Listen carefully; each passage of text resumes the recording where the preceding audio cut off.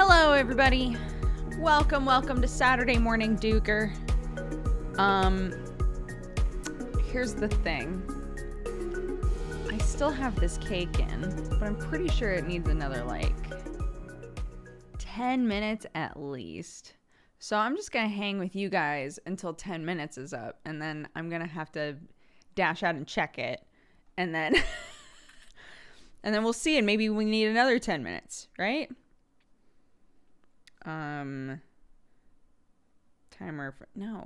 Add timer. Or I think it probably has 6 minutes left on it, on the new timer. And then we need to do a tweeterino telling people to come to the stream. Saturday Morning Dooger. That's me. Bop, bop, bop, bop.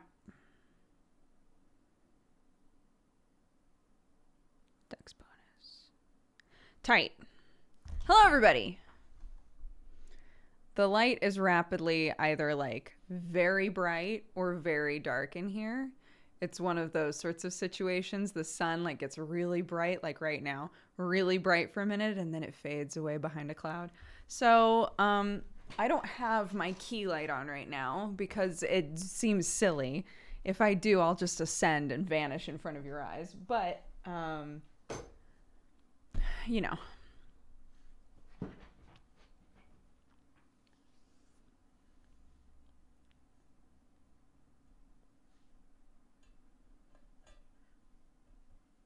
I'm in space. Yeah, we're making a cinnamon cake. It's basically just an adjusted version of the cinnamon muffins that we make, but in a cake pan instead because I was lazy and I didn't want to do muffins. So we'll see. We'll see how it goes. But in the past when I've done this, it's been fine.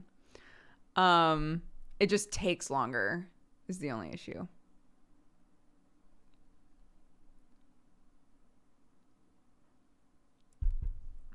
Sam made me coffee. What a prince. He came to bed and it was, 7. And he was like, by the way, I made you coffee. It's next to your side of the bed. All I heard was, by the way, I made you coffee. And I was like, what? Oh, so handsome. What a nice, handsome inside and out, And I didn't register the it's right next to you part. And so I sleepily got up and started my day with Clark and was like, where is this coffee that Sam supposedly made for me? Could not find it anywhere. And then just now when we came upstairs to wake him up to be like, morning, daddy, it's your turn with Clarky. Realized there's a thing of coffee right next to the bed. Now, I would like to say this is kind of like a perfect window for me to shill out the stuff in our store. This is the Dodger Coffee Co. tumbler, right? So he made this at 7 a.m. It is now 1 p.m. and this is still warm. It's doing a pretty good job. Did a pretty good job. I was like, I know this is going to be cold, but I'll take a sip anyway, and was pleasantly surprised. So there you go. It's a cute tumbler. Thank you. Yeah, I like it a lot. If you know the brand Corksicle, that's the company that we made them with. So they're very high quality, really, really nice. You just have to make sure that you hand wash them. I made the mistake of putting one of them in the dishwasher at our old place, and the paint was not happy with that, the Decor paint on it. So just make sure that you hand wash them. I do throw the top bits in the dishwasher, and these parts, this little slippy part, we tested it last time and it totally pops off. So if you're like, ooh, it's yucky under there, it pops off and you can wash underneath, and yeah, they're great. Can confirm, kept my tea warm in sub-zero Celsius temperatures. Amazing.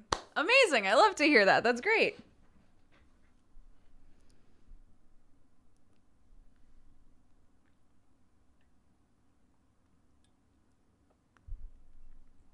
I've never had a tumbler, but I'm not out and about with a warm drink often. Yeah, that's fair.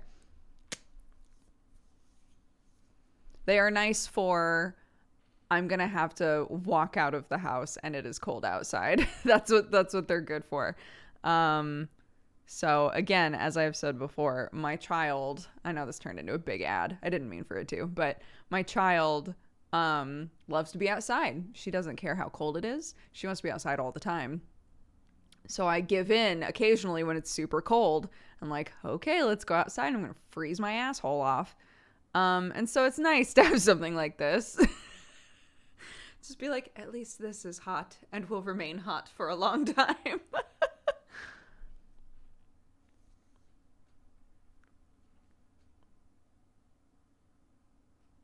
Shill your company. Thank you. I will. I will. DodgerCoffeeCo.com. Check us out.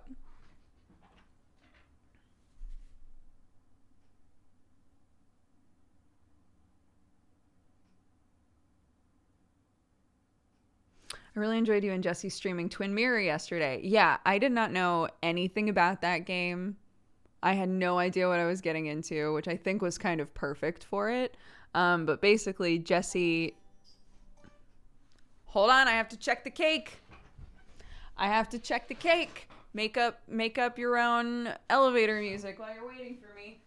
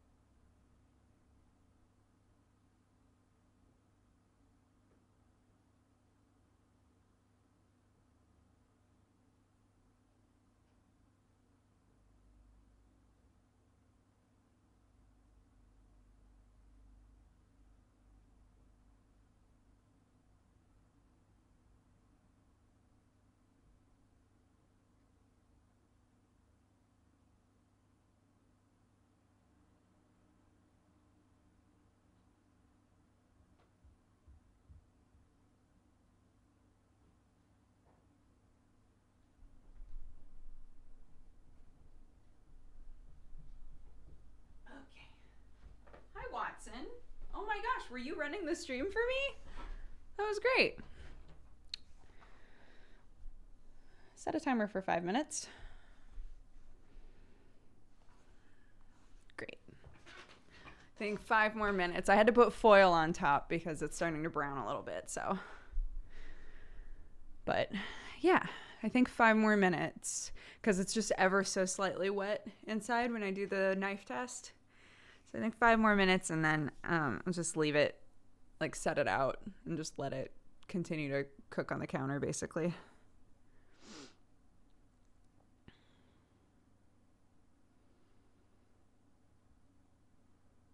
Are you using the fancy stove? I am not. I'm not using the Aga, no. I need to try. How long has it been in so far? So when they're muffins, it takes 15 minutes, which is great. Super easy. As a cake, because there's a lot more to get through, right? There's a lot more to heat up. It's so far been in there for 30 minutes. So 35 minutes, I think, will be perfect.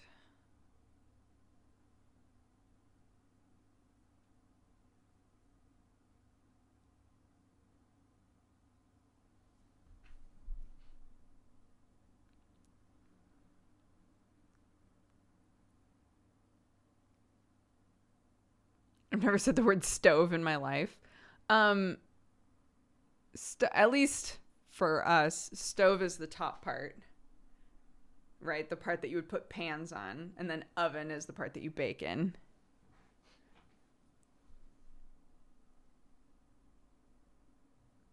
I bake mine for an hour on 160 degrees. Interesting.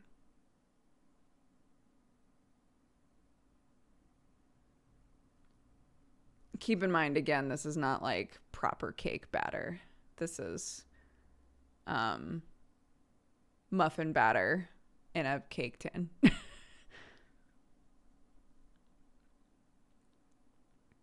Yeah, Sam's mom loves agas. You cannot put this in a backpack, no, because it's not a screw top. It's just a pop top. So you would have issues, yeah.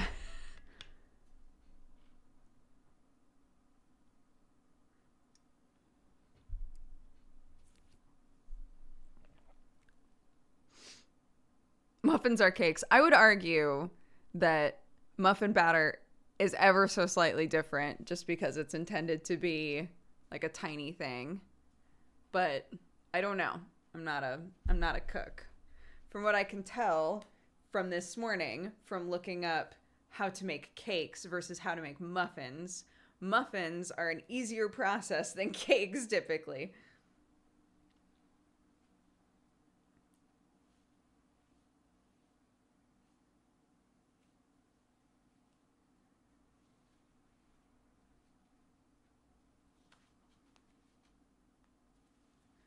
Getting my kitten neutered today. Wish me luck. Oh, good luck.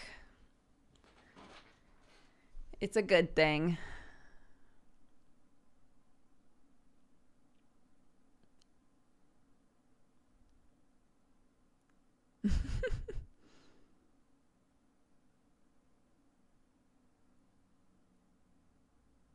I vote dense cake. Sure.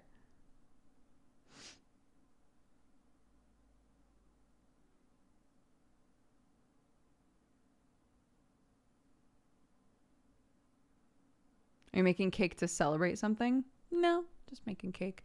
I got we went to the supermarket this morning and I bought self-raising flour and I went to put it in the container that I keep my self-raising flour in. And it was just ever so slightly too much. So I was like, I guess I'll make a cake.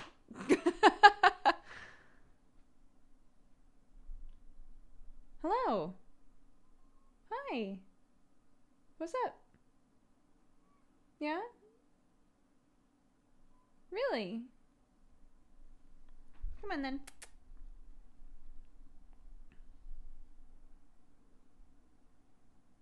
I have not made homemade icing because I don't typically like icings or anything on top.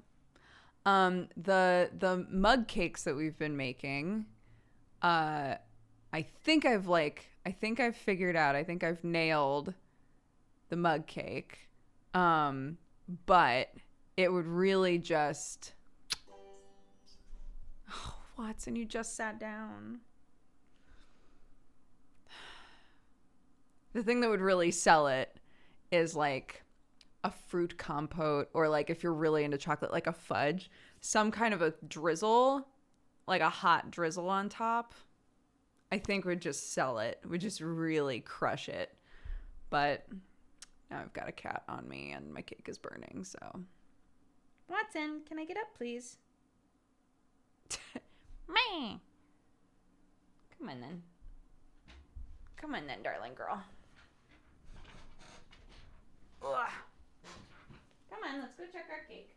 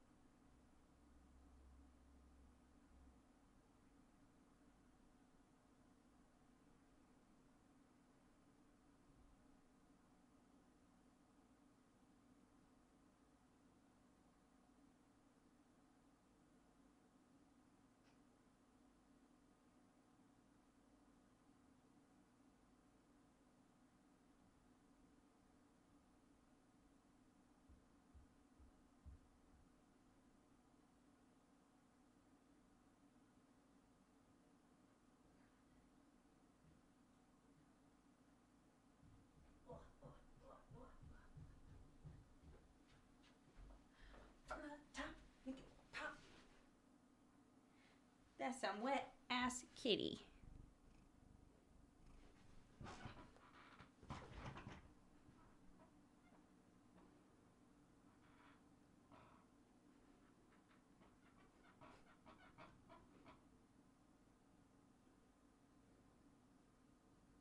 Hi.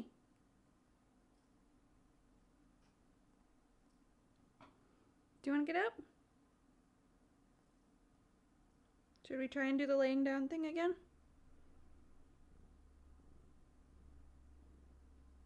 Do you want to lay down again? Here, let's try. Ugh.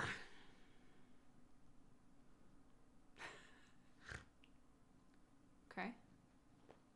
All right. Okay. All right.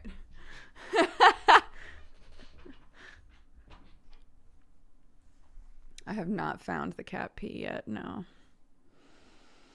Rip. Where is it? I'm going to have to get a UV light. It's the only way. It's the only way I'm going to find that shit.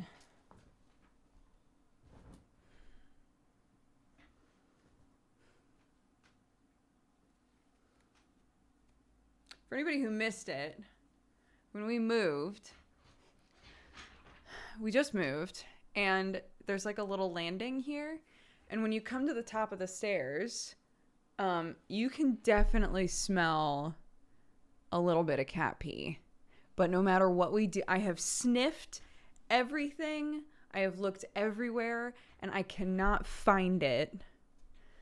So I guess I need a UV light because it's driving me bonkers.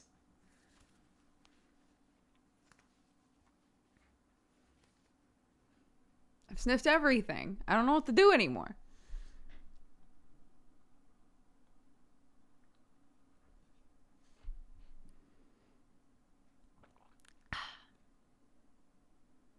Hooray for Brits and carpets everywhere. I prefer carpet, like by far. I love carpet.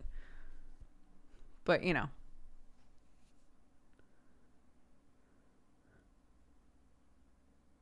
What are your thoughts on Jujutsu Kaisen? We only got to watch the first few episodes before we moved, and we haven't had anything set up with Crunchyroll since the move. We have internet now, though, so we can. But the anime has been great. The animation is fantastic. I've read a bit further than the anime is so far in the manga, so I know it's going to happen. But, yeah. Yeah, it's great. Carpet is gross. Okay. Don't put carpet in your house.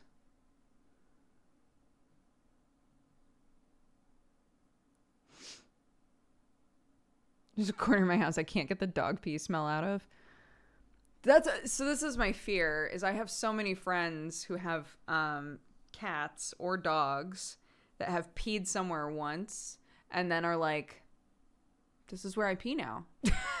This is it. This is where I pee now. And I'm like, no. I need to get rid of that. Wherever it is, I need to get rid of it so that my cats aren't going, yeah, I love peeing there. That's my spot.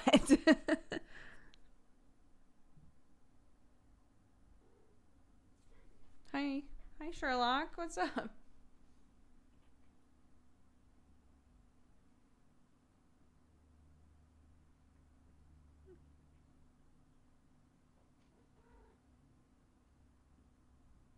And just biting his tail, waiting for him to respond.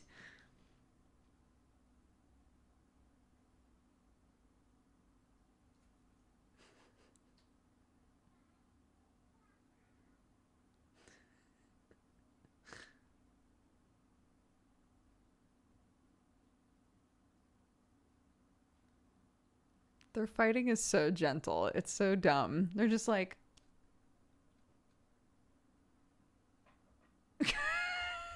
like, what the fuck?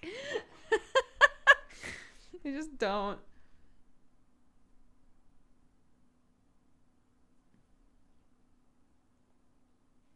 You can scratch that, by the way. That's for you. That's yours.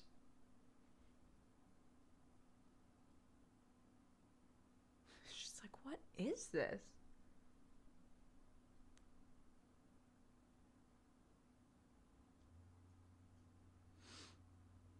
I don't think I put catnip on this one. I put a little bit of catnip on the ones that were near the stairs because I was so like, please, please just use these. But I don't think I put any on this one.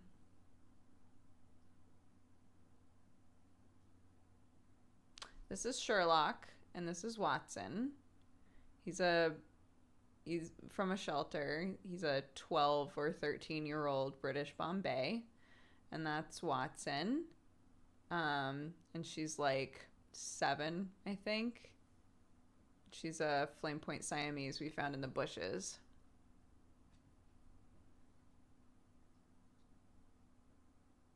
And they're great. Your family. Huh. Sherlock's huge. He's a massive boy. On the Discord, somebody took a screenshot of me holding Sherlock from yesterday. He's so big, dude. He looks massive. It's it's wild. I was like, "Oh my god, he's so big."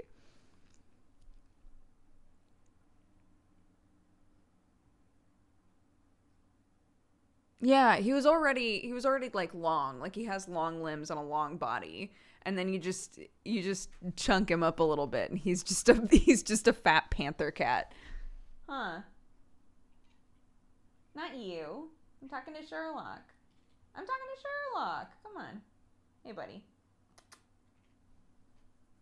Come on. You want up? You can come up if you want.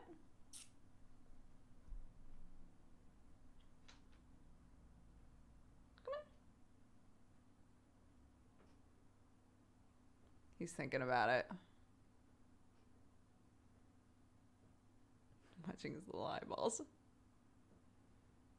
He's just staring at me. Come on. Psst. Hi. Come here.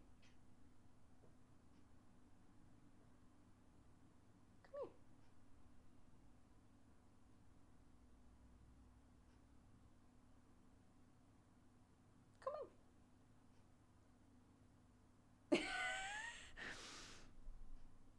Okay.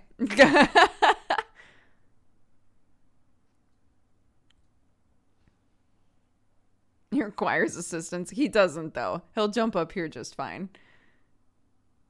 He's just being lazy.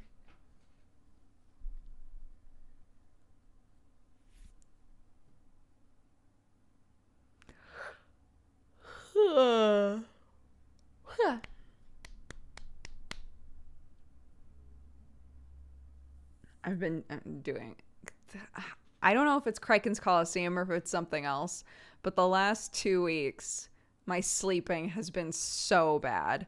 Like, just no matter how early I try to go to sleep, I either just lay there awake or I sleep for a little while and then I wake up and I'm wide awake for way too long before I can fall asleep again. Ugh, so silly. Is that a Bakugo painting? No, because I don't own one, but I'm wondering which thing you're talking about. A Bakugo painting. This?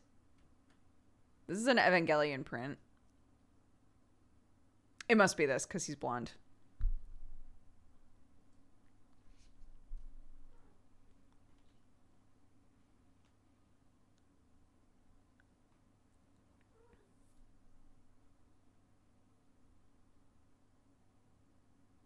I went to sleep at 7 a.m. I blame TikTok because I caved and installed it yesterday.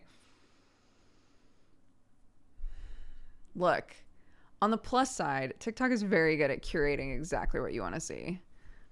If you are like me and basically everything that you wind up engaging with is like food stuff or queer content or music and dance, then that's all you're going to see. It's like, do you want more of that? And I'm like, yeah. That's it. Then why leave? That's what's so dangerous about it.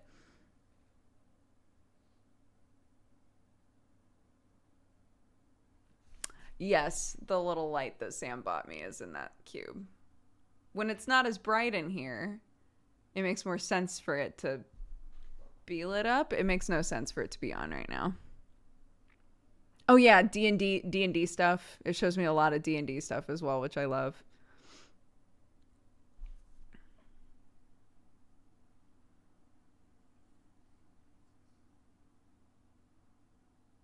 Yeah, Misdemeanor season 2 starts tonight. Very excited.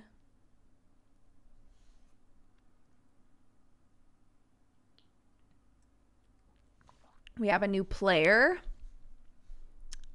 So we get to meet her. I still need to watch the finale. Okay. No spoilsies, obviously. But the finale was really good, I think. We're all very hyped for season 2. Has the cake died? I took it out. I took it out. Although everybody in chat being like, cakes should be in the oven for at least 55 to 60 minutes is making me go, I hope I made the right call. But we'll see.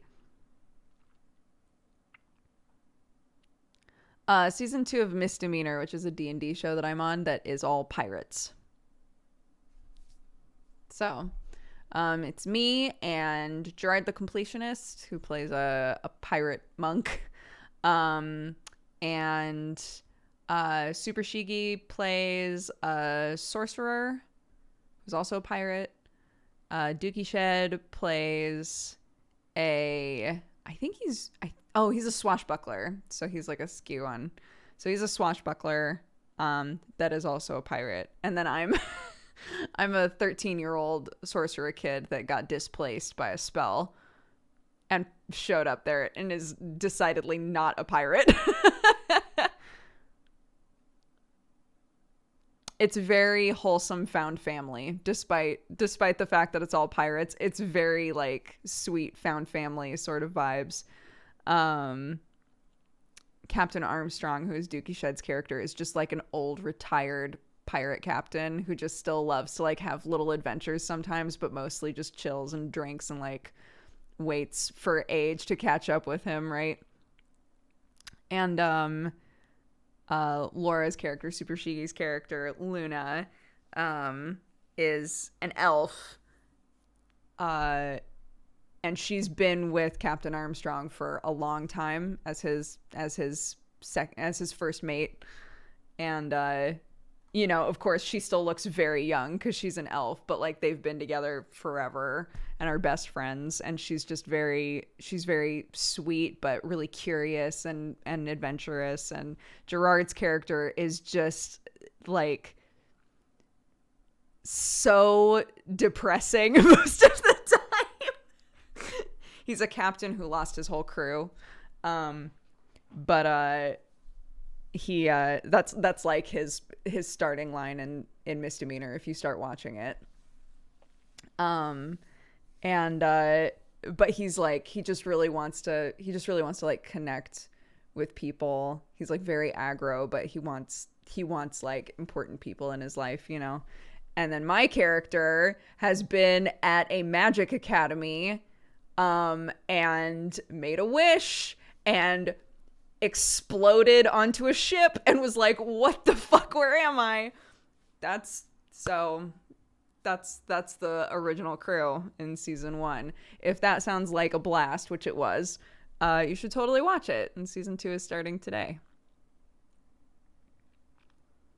Yes, the NPCs for Misdemeanor are also fantastic. To whoever was asking, we still have no idea when Stranger Things season 2 will happen, but I think it's still quite a ways off. The DM is Brett. So if you look at the alert that keeps procking, it shows you the Twitch channel, where the VODs are, who the players are, when it shows all of that. I remember you talking about making the kid character a while back. Yeah, so this is a character that I made in college, and Brett asked if I was interested in being in one of his IO shows, which, keep in mind, a bunch of us all of the games that set up the IO world happened offline. So like Sam and I and Joe and Bree and like all of us were in the offline games. So he was like, yeah, I'm like continuing that world. I'm like jumping time forward. And I have ideas for a couple of games that can happen in parallel in this world that we developed. So do you want to, like, these are the ideas of some of them. Do you want to be in one? And I was like, oh my God, I definitely want to be in the pirate one. And I told him that I had come up with a character in college that was like, basically I was like, I really want to be a young, like 12 or 13-year-old sorcerer that does not have a good handle on their power. And somehow reflect, like, because of their age mostly, and somehow have it reflect in the mechanics that like they're young and they don't have very good control and like all of these things. Like, how can we reflect that in the game? That was the question when I was in college and trying to make this character. And so Brett and I made a table that is originally the Unstable Youth table and has now been rebranded to the Little Boy Magic table.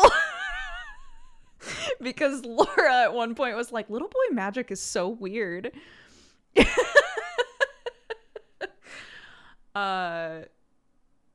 It's basically a table where anytime I cast something above a cantrip, I have to roll a d20, and it can do anything from like rolling on the wild magic table, to maximizing damage, to redirecting the spell to one of my allies. Like it can be really good and it can be really bad. So yeah. It's very cool though. And Brett told me, what does IO stand for? It's just the name of the world is IO. Brett said, good news, your little boy magic is not so little anymore. He sent me this yesterday. Before casting a spell, you can decide to extend the range of the safe zone from 6 to 15 to 5 to 16. So the reason he's saying that is like, so 6 to 15 is the zone on the D20 that's like your spell goes off normally. 5 is the spell is redirected to another creature. So if we're fighting something and it's the only thing there, it'll be redirected to an ally. 16 is your spell does double damage. So whatever damage you roll, it happens doubly. So by saying I want the safe zone to be 5 to 16, I'm saying I want to get rid of a bad thing, but I also want to get rid of a really good thing. So that's kind of interesting.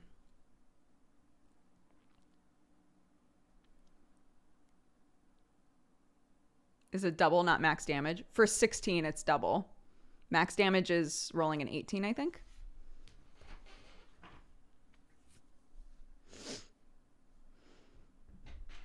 There he is. Hello, buddy. Thank you for proving that you can jump up here. Nobody believed me.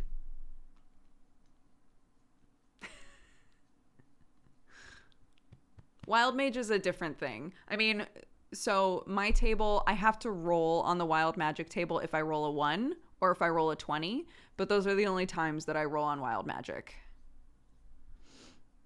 Wild Magic is stuff like you summon a unicorn. It's actually like insanity magic. One of the things when I rolled, was it when I rolled a 1 or a 20? I can't remember. It was a 20. I rolled a 20 in the campaign, and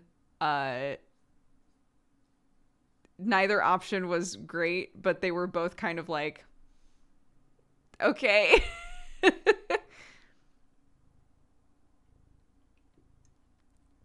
So yeah, it's cool. Most of the time, there's no wild magic involved. It's just like the spell fizzles out, or the spell redirects, or the spell is totally fine, or whatever.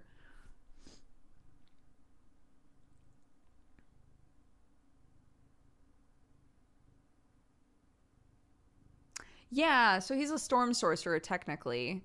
And storm sorcery gets lots of really cool things. Hold on. Let me just open up my sheet.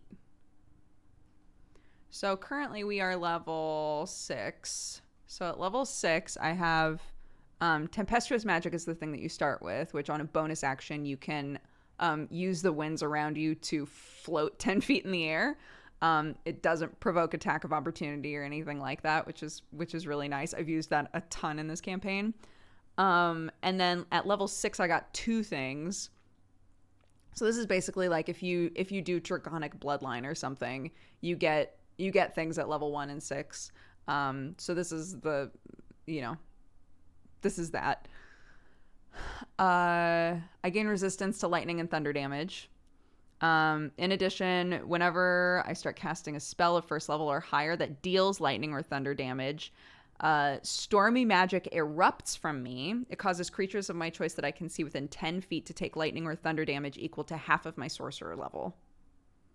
So it's just free 3 damage on anything that's within 10 feet of me, as long as I'm using a thunder or lightning attack, which is tight. Like, I'm super into that.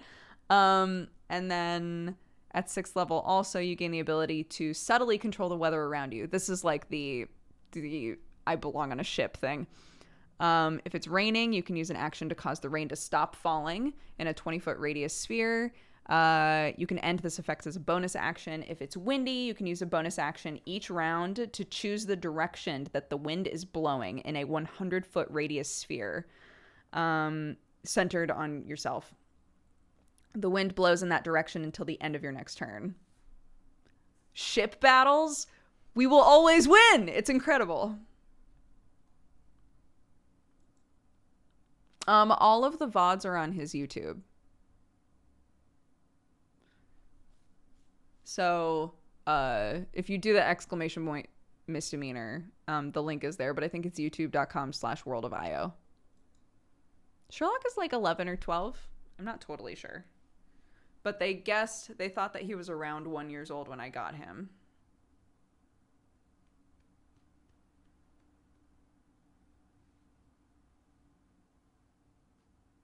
Hi, buddy. He's got all these white tufts of hair on him. I don't know if you can see them. It's hard to see them, but why are you lifting your butt on me? Just because I keep patting it?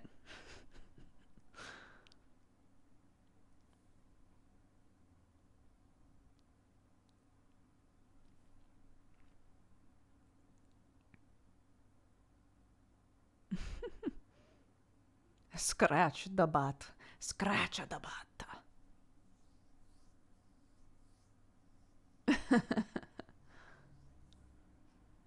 But yeah, Strange Roads wise, I have no idea.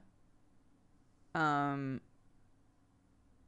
a timer on the world currently for like the end of this arc basically to happen. So we have to come back before that. So I'm guessing early next year is when season 2 will start, but I don't know. And then Godforged is still just trucking. I'm gonna go watch IO. You guys have episodes already? So IO is another like big world of games. So there are a bunch of games all happening at the same time. So they all have totally different vibes. Arcane Academy is entirely mages. It's all mages, and that's the academy that my character blinked from, basically. Misdemeanor is our game. So all of these are on the World of IO YouTube. Misdemeanor is our game, and that's the pirate one. All King, which is now under IO. That one is kind of like a high fantasy dungeon diving sort of scenario, at least as far as I've watched. That one has like Octo and them in it, and Gmart. I miss the chaos with Mirage, Zacky Wacky, Archidamus, and Cordrin. Yo, me too. Me too. What's Cordrin up to? Did he get married? I gotta know. Minor spoilers. I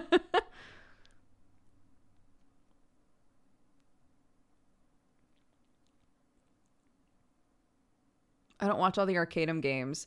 Is there a way to check all the cameo appearances made by the Strange Roads crew? Mirage showed up for a few episodes of Shadow of Tyr. and also Soul of Tyr. So Soul of Tyr was in a big fight, and Mirage showed up for like the end of that fight, and then joined Shadow of Tyr for a few episodes. Mirage has been in a bunch of stuff, and then Zach was in 2 episodes of Tearing Veil, and I believe that those are the only times that we have shown up in things. I don't think Cordrin has had a thing to show up in yet, and neither has Archidamus. So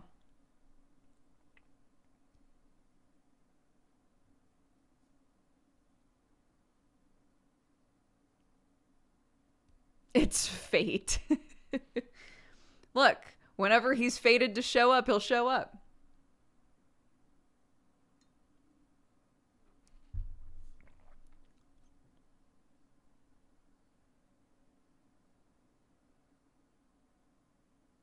I don't have the courage to catch up on everything, but I'm worried to be a bit too lost if I only watch cameo stuff. So, Shadow of Tyr, which is the one that Sam is in, they have done like a ton of lore stuff recently. I mean, in general, somehow they just keep stumbling onto lore shit. But all of their like most recent episodes have been super lore heavy. Soul of Tyr, their big fight that happened wound up being like a huge kind of like crossover episode with a bunch of people. Then they also went on to do like some pretty lore heavy stuff. It's really hard, isn't it? Honestly, like Tearing Veil I keep up with, but it's not as attached to all of the like big lore shit that's going on currently. Shadow of Tyr I watch if I know big shit's going on. I also watch all of the update streams. So Arcadum does Living World update streams because those affect not only Living World but also Stream World, right? Because they all share a universe. So every Sunday Arcadum does an update stream where he goes over like what is going on in the world. And there's always interesting shit happening. The update streams are always wild, even though sometimes he'll be like big update stream and other times it'll just say update stream. But like the one that seems innocuous, like it's an update, don't worry about it. Shit will happen.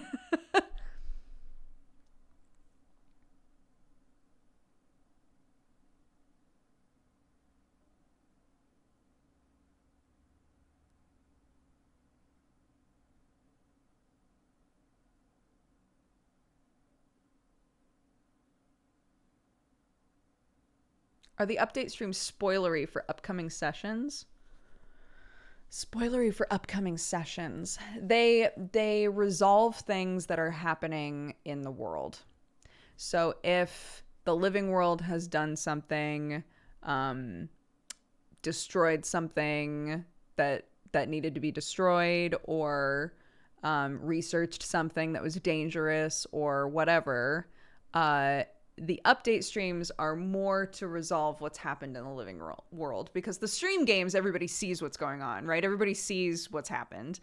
And so it's a way for Arcadum to take the order that has been generated, which is like the positive currency, basically, from the stream games and also the living world. Any order that has been generated, he can like establish that. But also entropy, which is the negative currency, and he can utilize the entropy to like move the chess pieces where they need to go, basically, because he's the storyteller, but he's also the controller of the enemy in a sense.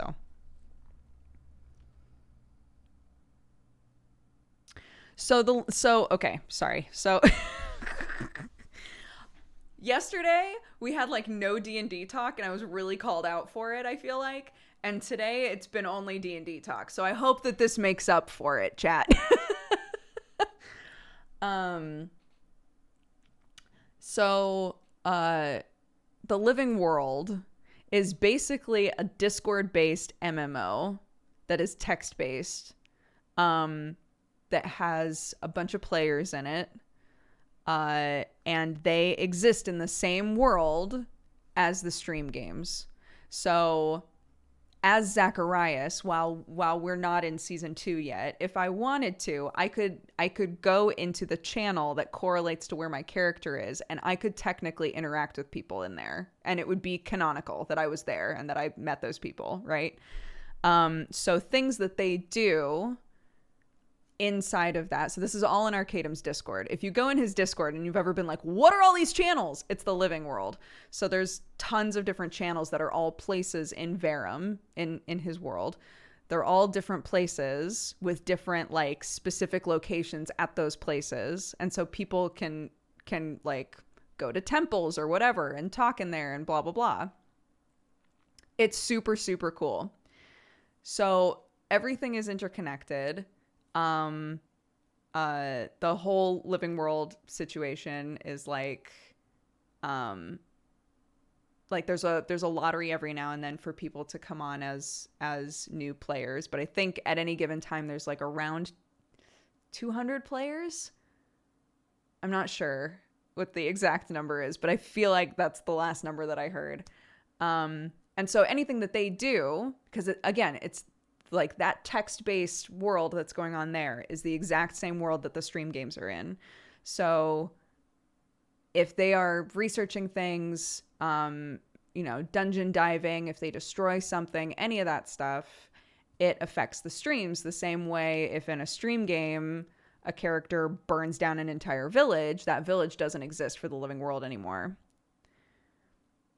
Right? So that's like the idea. So these update streams are a really good way for everybody to get back on the same page of like, what's the living world been doing? How did the streams affect the living world and vice versa? It's that kind of a thing.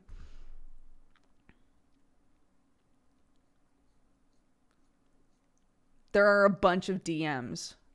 There are a bunch of DMs that run the living world. It's wild. It's so much.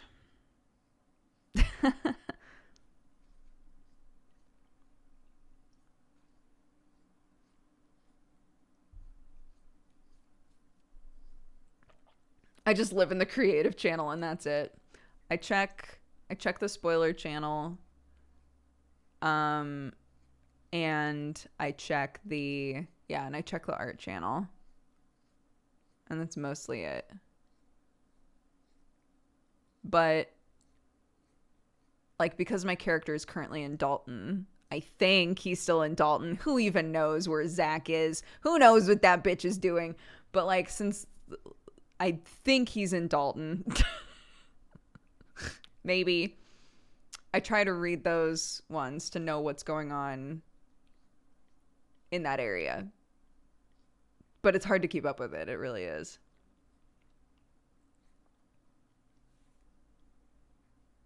Sure. You know what? Yeah. I will adjust our Strange Roads command. You know what? Sure. Yeah, that's a great idea. Where is it? Strange Roads. It's currently on hiatus. I have no idea when season 2 will start.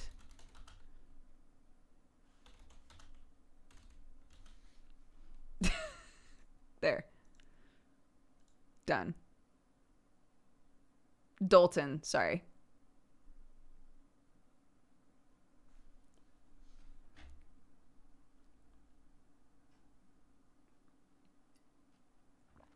I'll add the other player after we to the misdemeanor one after. Oh my god, my arm is so wet. It's so wet, Sherlock. You went ham.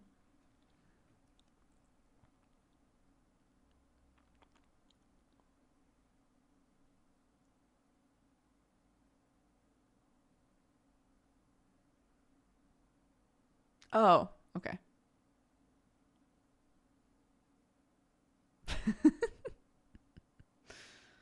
Yeah, he's a good boy. I think as long as you're you would have to double check, but I think as long as you're subbed and in the Discord, you can enter a lottery to be a character in the living world next time they bring on new characters. But it's a lottery. Like, it's not guaranteed that you'll get in.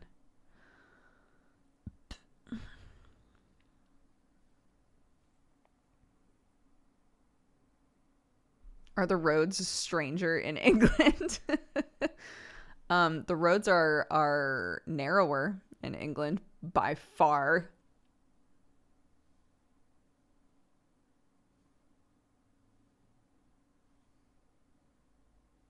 You have to have a Twitch sub to Arcadum and maintain it. So, like, if you win the lottery and you get into the living world, but you have to cancel your sub, they're like, get out.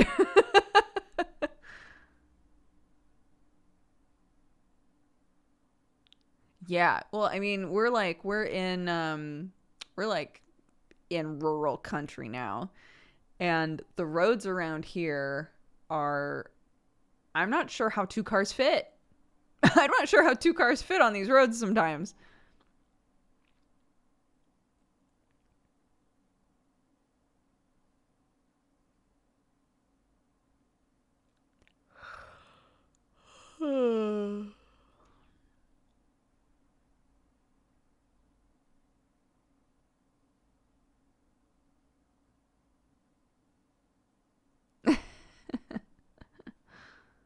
Are you far from family? I mean, my family is in Oregon and California, America. So yes, we're far from them. But Sam's family is still not too far away. We definitely had to move further from them, but they're not too far away.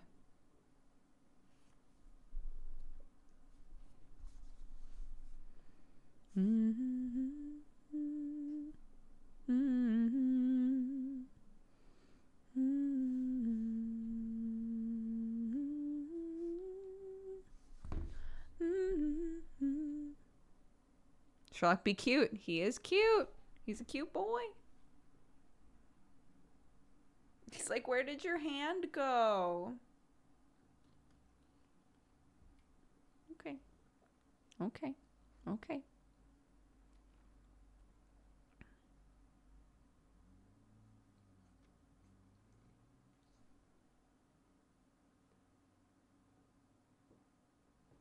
Immediately starts licking again. He can't handle his liquor.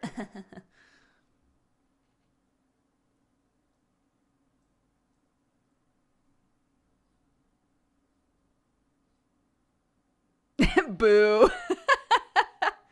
Thank you. It was a good joke, wasn't it? Thank you. I thought it was as well. I mean, it might be salt. It might be social. Cats lick each other for social reasons. It might just be, yeah, my skin is salty and tasty. Who knows? It doesn't matter. All that matters is that my arm is wet. I'm going to have to deal with that later.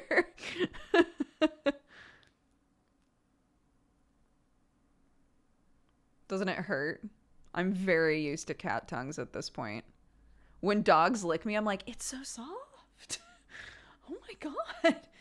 That tongue.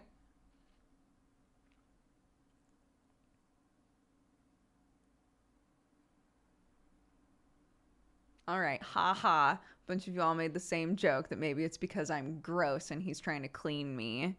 Thank you very much.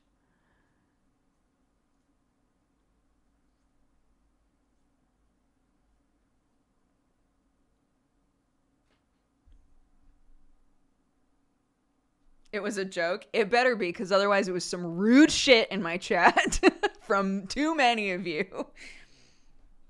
Okay. Come on, let's figure out what's going on with my child.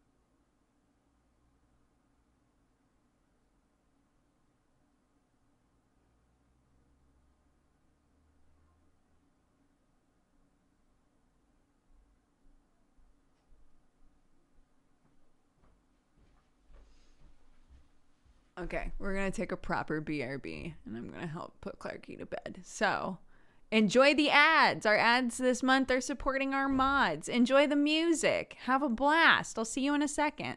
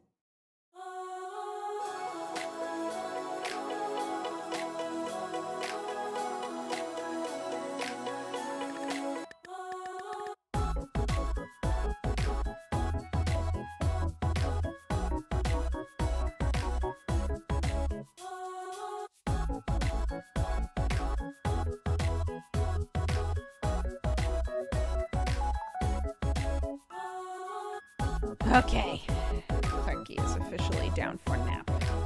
So, my door has to be closed. No more in and out kitties. But on the plus side, one of the kitties refused to leave. and is now staring at the door. Sherlock, do you want out? No? Okay. Great.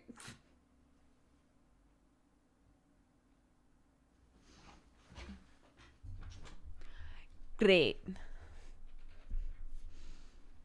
He does. He wants out. Do you want out? Please.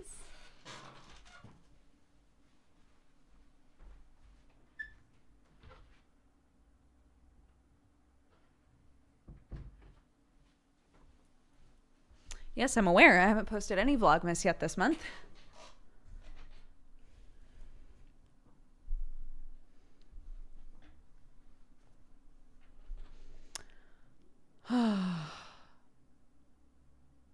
Scritches 30-second later. Might hear something. Might hear something scratching against the door. We'll see.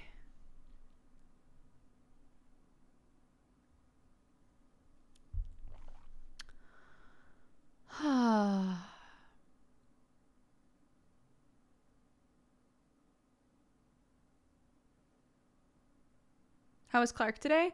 Honestly, she's great. She's great today. We had a great day so far. We both woke up around 8. Wonderful. We had our breakfast. We went to the supermarket. She was a gem at the supermarket. The person who was checking like all of my stuff at the supermarket went really slow for me. And I was like, this is so great. Normally, so you bag your own stuff here. Just FYI. A lot of places in America, you don't bag your own stuff. So that's why I'm specifying that. You bag your own groceries here. And most of the time, they're just fucking slinging stuff at you. Even if you are a tiny person with a child who is desperately trying to open up all the bags and get everything in there, it's just piling up. It's just piling up, right?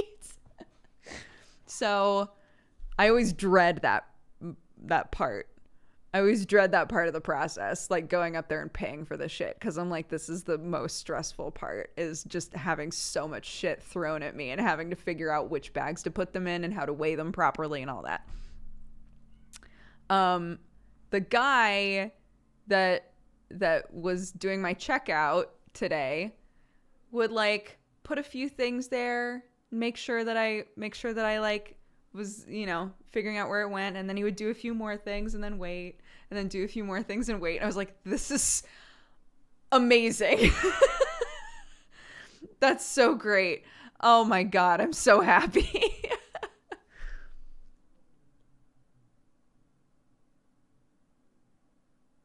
And so I always do the self-scanning stuff. You can't self-scan if you have a cart, like a full cart. If you have a basket, you can do self-scan, but you can't take a cart into self-scan.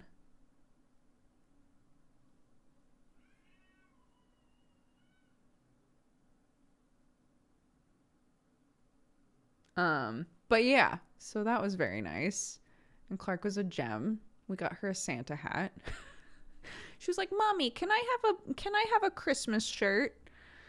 And I was like, I mean, we can go look at them if you want, but no guarantees. Because we got lights. We didn't have any lights to put on the tree. We had a Christmas tree yesterday, by the way. It's my very first real tree. I was telling Chad about this yesterday, but I realized some of you were only here for Saturday morning Doogers. We got a real ass tree in our house. First time in my life. Real tree in the house. And at the beginning of the stream yesterday, I was like, yeah, there's a real tree in our house. I guess that's a thing people care about a lot. It was fun to go and buy it together as a family. But I didn't grow up celebrating Christmas. I have no like mental, like joy associations with a tree in general, and not with like a real tree versus a fake tree or any of that. And I took a break and I went downstairs and I was like, oh, I can smell it. Oh my gosh, that smells amazing. And so now I'm sold on it. I'm totally sold on it. This morning we went downstairs and I was like, there's a fucking tree in our house and it smells great. So, over time, I've learned I've learned why people prefer them. But they are a goddamn mess. There are pine needles everywhere. So it's like a catch-22. But we have a couple of decorations that we can put on it, but we don't have many really, and we didn't have any lights. So yeah, so Clarky and I bought a box of lights today, and of course because there was Christmas stuff everywhere, she was like, I want a Christmas shirt. So we got her a hat instead, and she insisted on wearing the Santa hat for the entire time that we were in the store, and it was very cute. Oh, the cats don't give a shit about the tree. People keep being like, have fun. Your cats are going to fuck that tree up. They do not care. They don't care at all. They never cared about the fake ones, and they still don't care about the real one.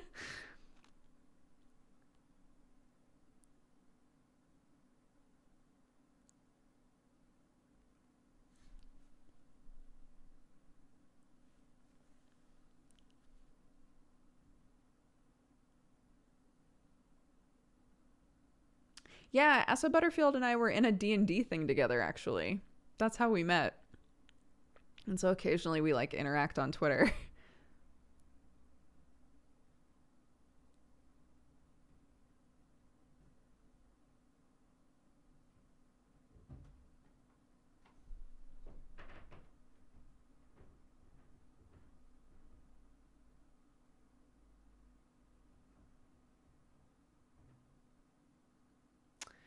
Yeah, I don't think Ren Williams, I don't think like tarps or blankets or any of that is going to be super useful again because we have a toddler and two cats in this house.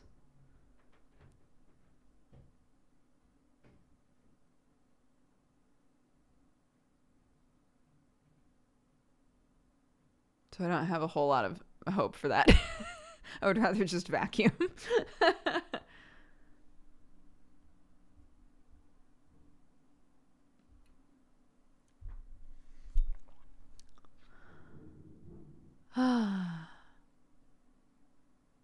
Get a Christmas tree stand you can pour water in. It will stay fresh longer and it won't shed the needles.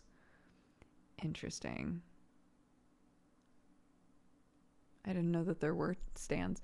Here's the thing also though, this tree is too tall for our house. We thought it would be fine because we didn't get one that was super tall, but we stood it up and the very top of the tree like scooches up against the ceiling. So we can't put anything any bigger underneath it. It's already too big.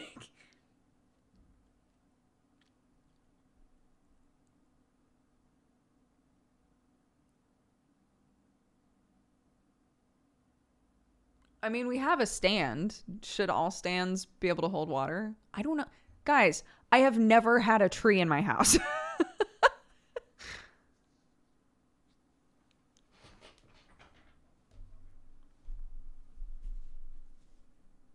Not all stands can hold water. Okay.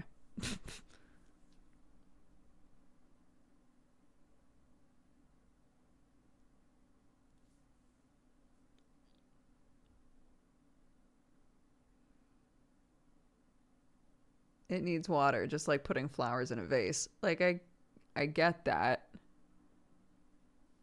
But again, I have never tried to keep a tree alive and like a full ass, real ass tree alive in my house before. So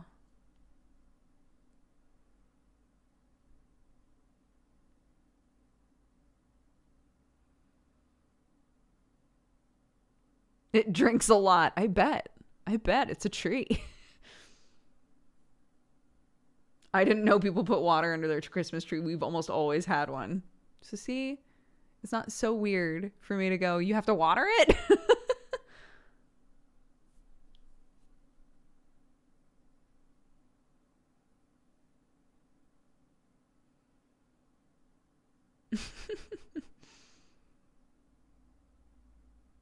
No, I'm not bothering with a skirt. Again, if ever there was something that my cats were going to mess with, a skirt would be it. I'm not bothering. I'm just going to vacuum.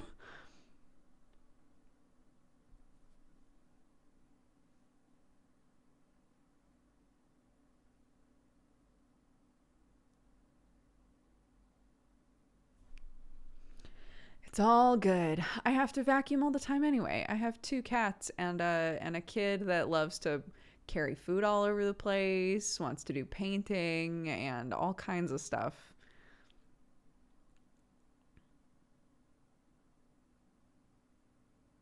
My cat used to sit on the skirt like a little gift that he was. That's very cute. No, I didn't plan on playing a game today. We haven't played games during Saturday Morning Dooger for a long time. That controller looks rad, by the way. Thank you. It says Dooger on it. I don't know if you can tell. Dooger! When Xbox was like, you can design your own controller, Sam and I both designed our own. And his is like red and says stripping on it. And I was like, mine's going to be orange and say Dooger. I've been calling you Dodger for 4 years. Dodger is the right name. Dooger is a goof.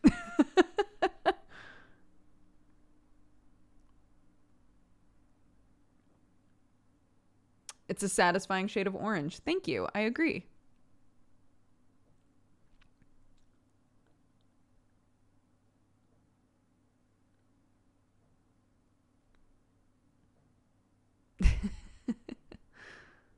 I'm a part of the fake tree crew. I've only ever had fake trees. Real trees seem like a pain in the ass. And so far they are, but like there's definitely benefits. So how do you feel when viewers call you Brooke? I don't like it very much, if I'm being totally honest.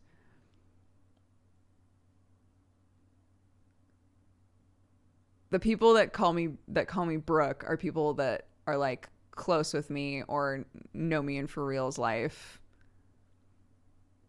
So it's really weird for me when when somebody that I don't really know, or like somebody where I have only ever referred to myself as Dodger or Dooger. I think that's the big thing is like,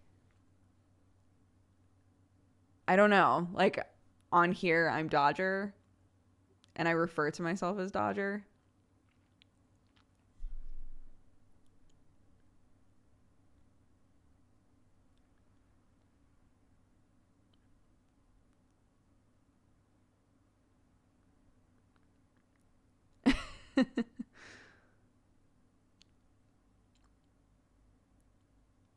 Like there are some situations where that's not the case, but just in general, seeing somebody in chat be like, "Hey Brooke, how are you?" is weird. It pings weird for me, yeah.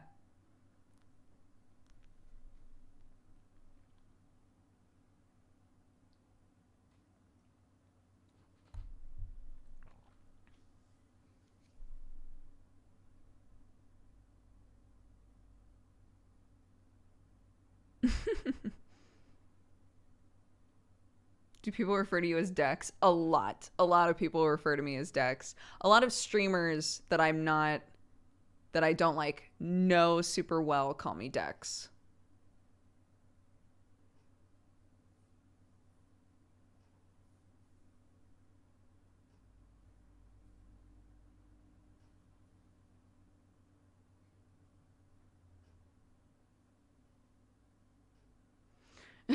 Co-optional when Jenna called you Brooke, it broke my brain.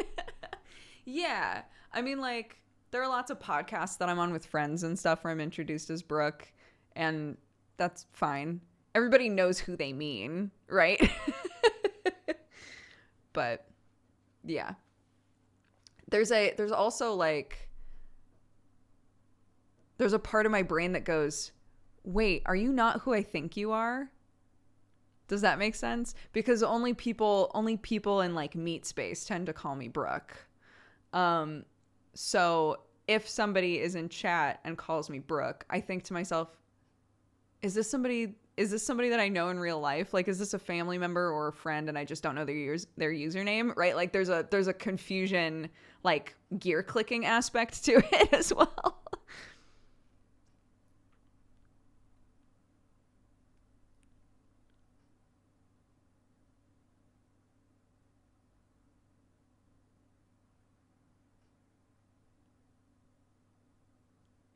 But yeah, If you ever have called me Brooke, don't worry about it. It's not a big deal. I'm just answering honestly. Like, if a viewer calls me Brooke, yes, it's weird for me.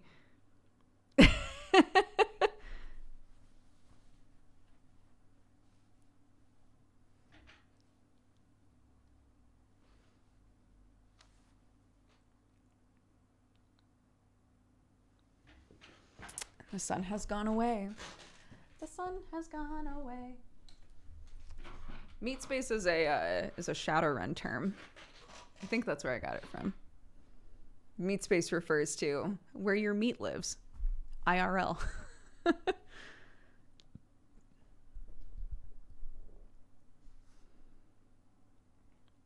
Would it be weird if people IRL call you Dodger? No, because people IRL do call me Dodger. Because again, there were a bunch of people that I worked with who had only ever known me as Dodger and would call me Dodger, and I didn't mind. It was if I had never introduced myself as Brooke or was introduced to a person as Brooke and they called me Brooke, that was weird.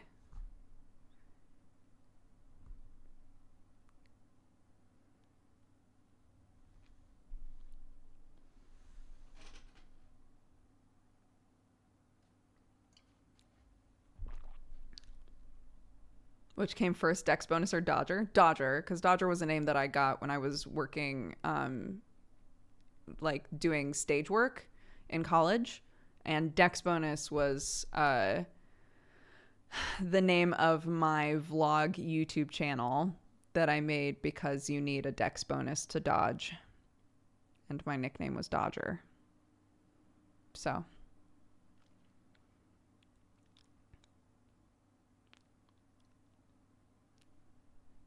Yep. Press hard to continue is me trying to come up with a clever name for a YouTube.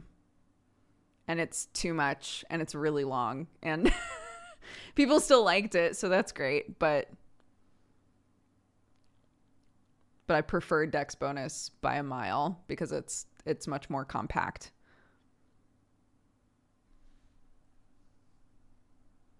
Oh, that's so sweet. Brookhouse said, I won't lie. To be honest, part of the reason I chose my name to be Brooke when I came out is because I heard it was Dodger's name, and I thought, that's pretty. I'll steal it. Oh, that's so sweet. I'm honored that you took my name. You made another Brooke. I love it. That's so sweet.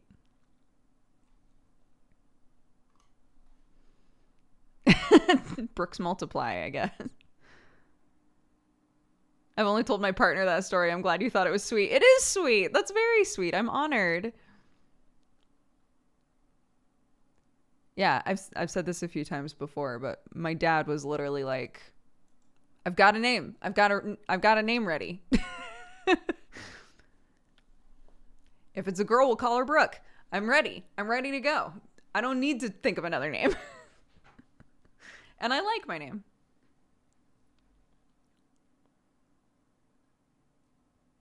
I like my name even more now that I've got a cool last name, though, to be honest. Brooke Thorne is a good name. I like that. Yeah, I was going to be Jacob, I think. If I recall correctly, I think my mom said I was going to be Jacob.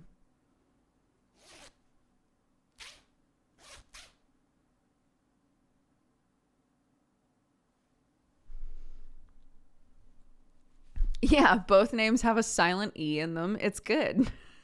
I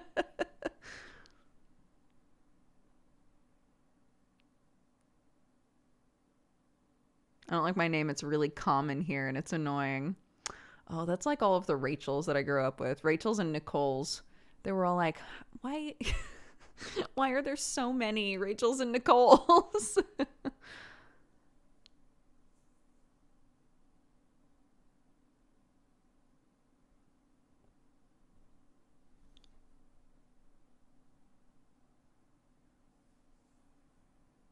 My parents didn't have a masculine name picked out. I guess I was just going to be Katie no matter what.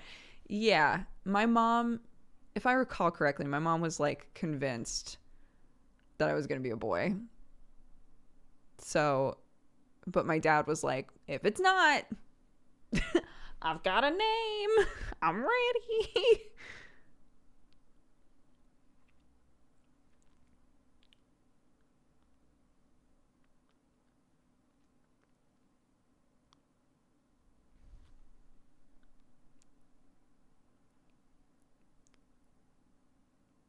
But to be honest, I've met a couple of I've met Brooks of like all different genders. So that name could have worked regardless, I think.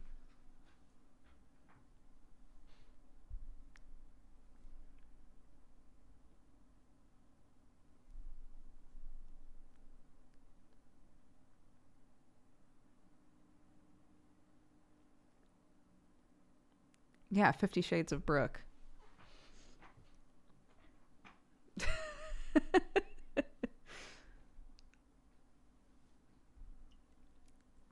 Is it common in America? The name Brooke? Not super. It's not an extremely common name, but I think a lot of people have met a Brooke. I think in America, but I'm not sure.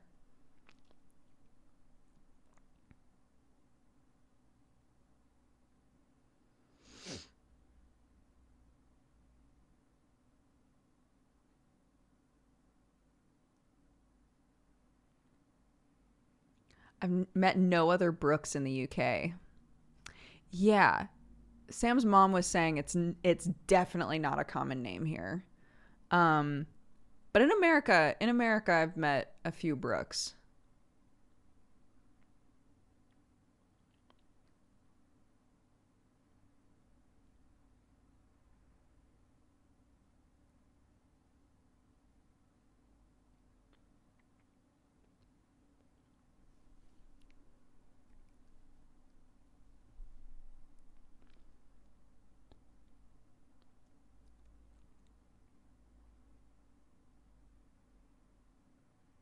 It's because they call them streams in the UK.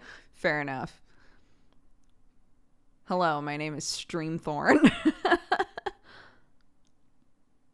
Yeah, my parents were just like really big One Piece fans. Ahead of their time somehow.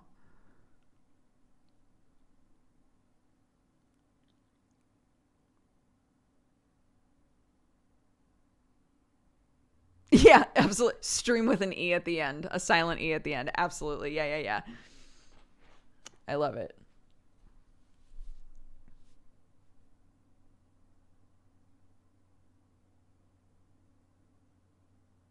My last name is Trout, so technically, if I named my kid Brooke Trout, she would be a waterbender. That is the rule. Yeah.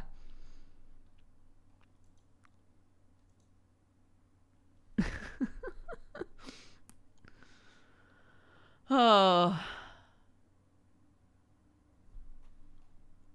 I had a cat named Brooke, Broek, pronounced as Brooke. It means pants in Dutch. Take that how you want. Great.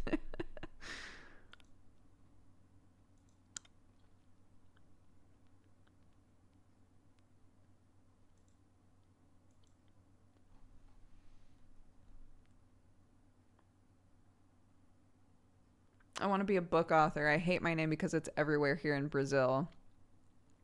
Do you do you have any interest in like coming up with a pseudonym? Personally, I'm only asking because I know people do that. Personally, if I took the time to write a book, I would want my name on it. But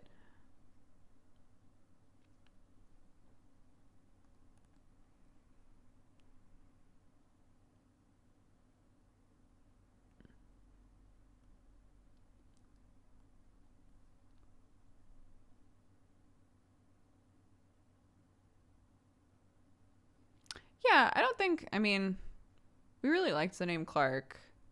I would be lying if I said that we didn't really like the name Clark for a girl, but we're both very like drawn to sort of unisex names. So I feel like regardless if Clark was, you know, if Clark's sex was male, female, if she was intersex, like whatever, we probably would have stuck with the exact same name and middle name. I don't think there would have been a reason to do anything different. It's a good name. Clark Lee Thorne, it's a good name.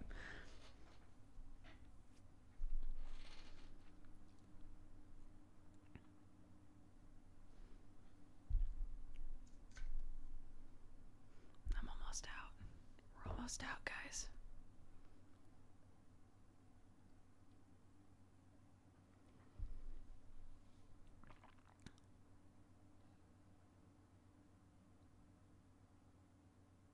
Yeah, Clark's been good. Today was great. We made a little cake. She did some brain games. She ate us out of house and home. I made some boiled eggs.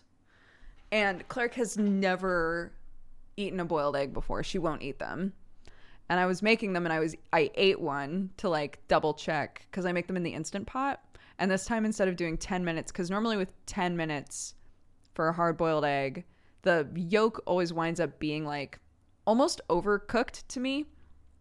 So I was like, I'm going to try like 8 minutes and see how it turns out. And if it's great, then good. If it's terrible, then that's fine. I wasted an egg. I'll still eat it. Who cares? It'll just be a slightly softer boiled egg, right? It's fine. So I like was trying one and Clark was like, Mommy, can I have one? And I was like, sure. Do you want me to chop it up or do you want to just eat it the way that Mommy's eating it? And she was like, I want to eat it the way you were eating it. And I was like, okay. And so I handed it to her and she literally, I make my eggs in the Instant Pot. For some reason, it's just easier for me.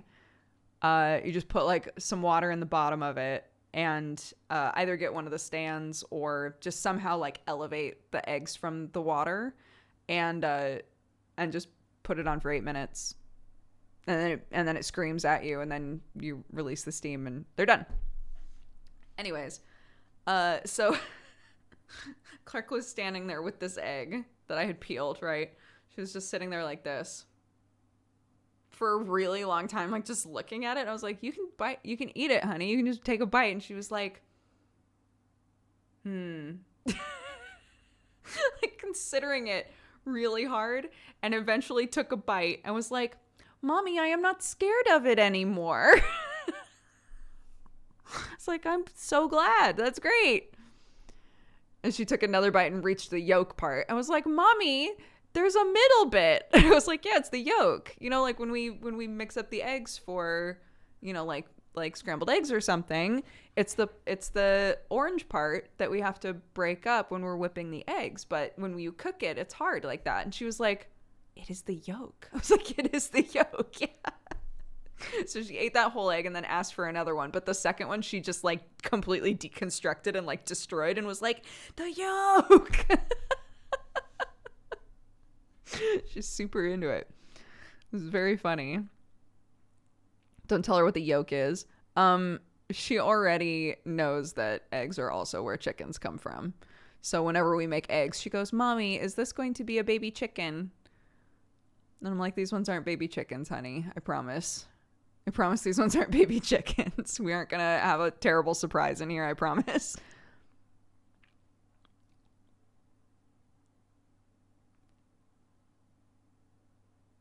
Last time I tuned in, you were pregnant. How long has it been? My kid is over 2.5 years old now. So it's been a while. Welcome back.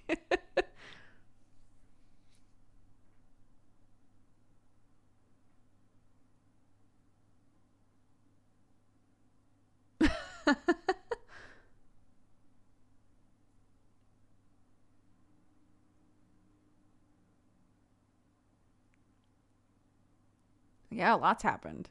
I've moved to England. I live in England now. I have a 2.5-year-old toddler. There's a pandemic. I'm sure you know that one. That one's not specific to me, but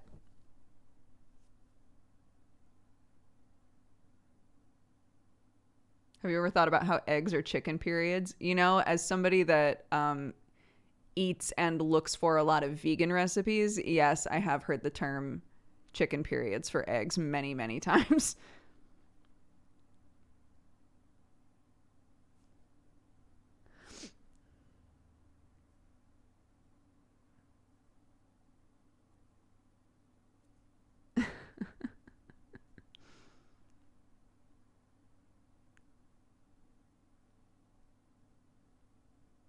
I am not vegan, no, but I try not to eat a ton of meat.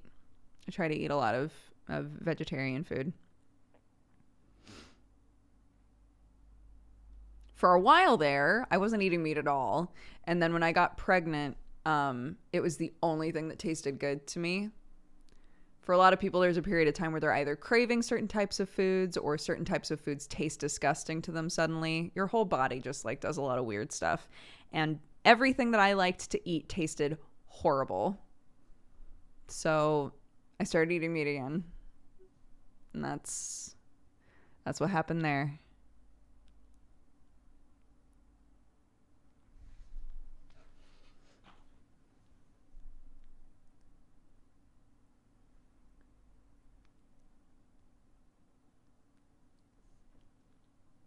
Do you prefer living in England? I have no preference because we moved here and then immediately there was a pandemic.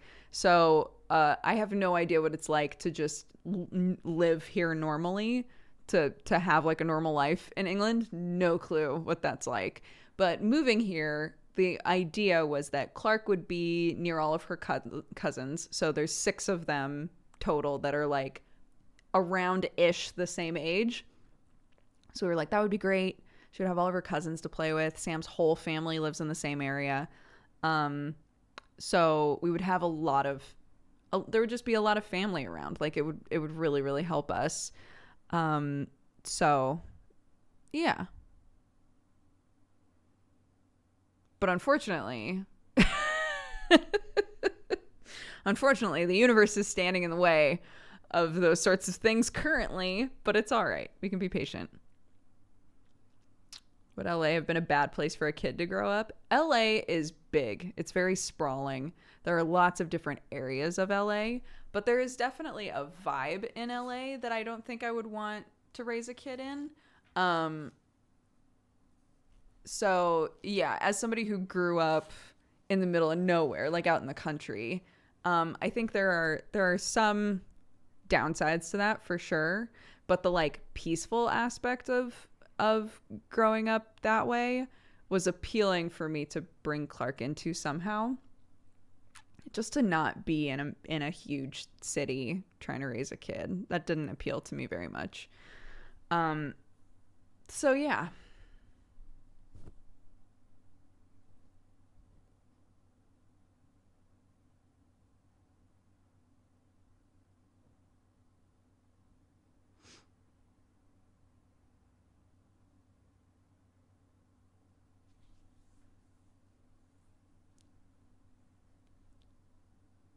Why are you not in Cyberpunk? I don't know. Do you ever have those days where you just want to run away? Like from my family? No. But it's perfectly normal to have those days. I would just like to throw that out there. It is very normal to have moments where you're like, I can't do this. I can't do this. I have met enough parents out there. I have talked to enough people to know that it is super common to have moments where you just get really depressed and you're like, I don't know what I'm doing. I shouldn't be a parent. Like, I want to just run away, right? Like, the important thing is that you don't run away and that passes and and everything's okay. But it's normal to have moments like that. I fortunately somehow have never had a moment where I've thought to myself, I just want to run away. I've never thought that before. But I'm also very lucky in that I didn't experience any postpartum depression, really. I've had periods where I felt very low. but never in a way where I blamed Clark or blamed Sam or felt like my life would be easier if I left. I've never felt that way.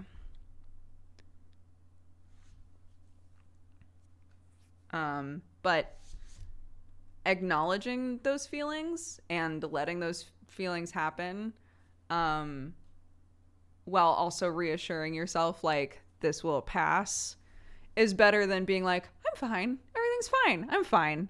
Of course I'm not thinking that.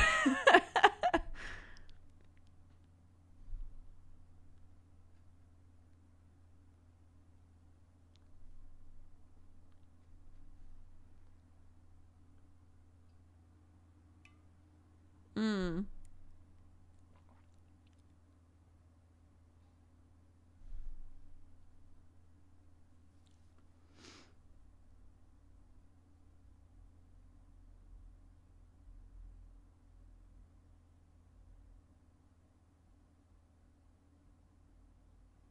Yes.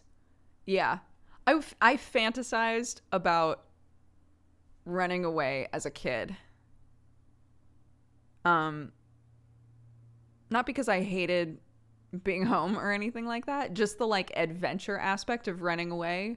I would fantasize about that as a child.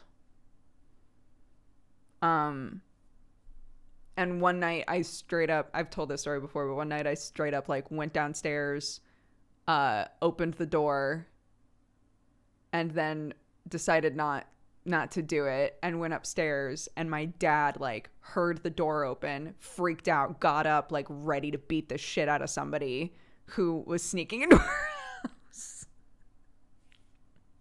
My poor dad.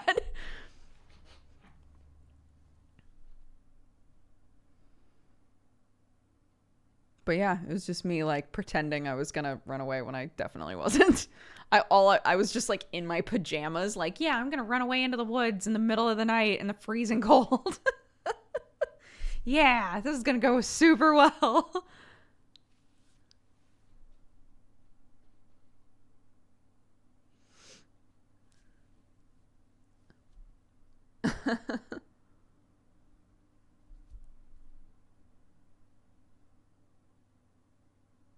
Yeah, dude, absolutely. I don't think it takes a village needs to refer to like you need a ton of people around in order to raise a kid. Not everybody has access to that, but I think that the it takes a village can also refer to just people to talk to, you know?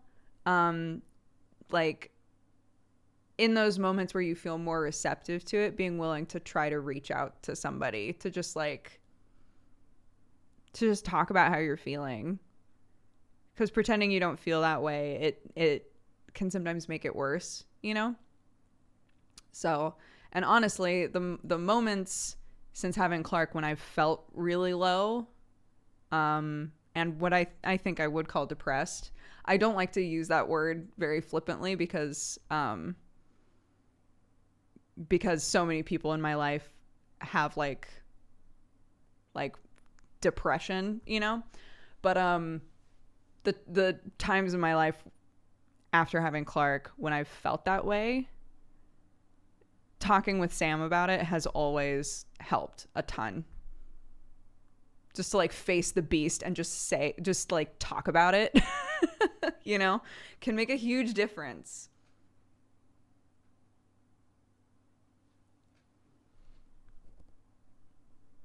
So yeah.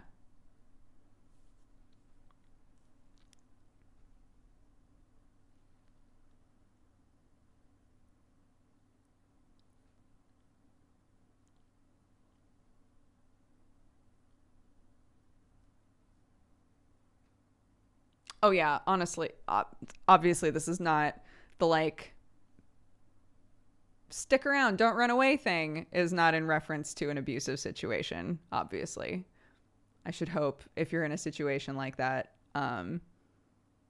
you will look into the different hotlines and things that can potentially help you out with something like that. But I just mean, if you're in generally like a good situation, but, you know, you have that feeling of like, I have no business being a mother or a father. Like, I should just leave. That's a different thing, obviously.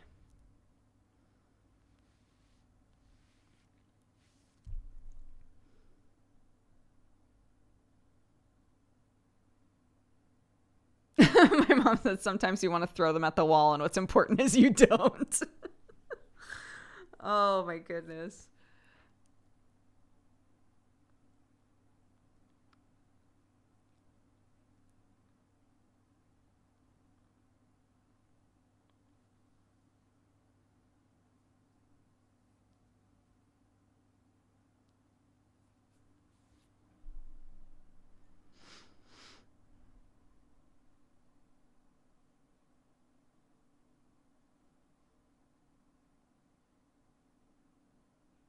Yes. Yeah, absolutely. I don't I don't remember how we got here. I don't remember how we got here, but yeah. Shout out to all of y'all that maybe need some support right now. Big hugs. You're doing great.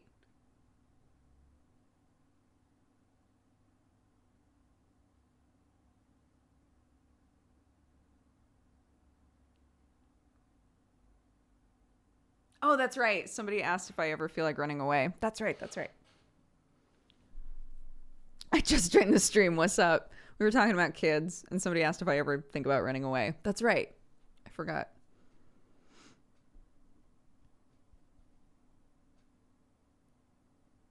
Last time I checked in, we were talking about eggs. Also, eggs. If you use your Instant Pot to make eggs, which is weird to some people, but I'm just saying, if you use your Instant Pot to make eggs, it's very convenient. They never crack or anything because they're not bobbing around in the water. It's great. 8 minutes. 8 minutes is good.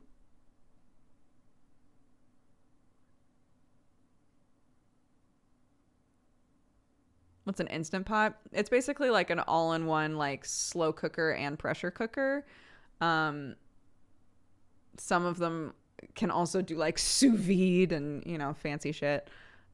Basically, they also normally come with a saute function. So it's like if I'm making chili, right? And I want to cook up the onions a bit. Like I want to saute the onions before I add other stuff into the chili. You can do that inside of the pot on saute and then swap it over to slow cooker or pressure cook or whatever you want to do. So it's nice.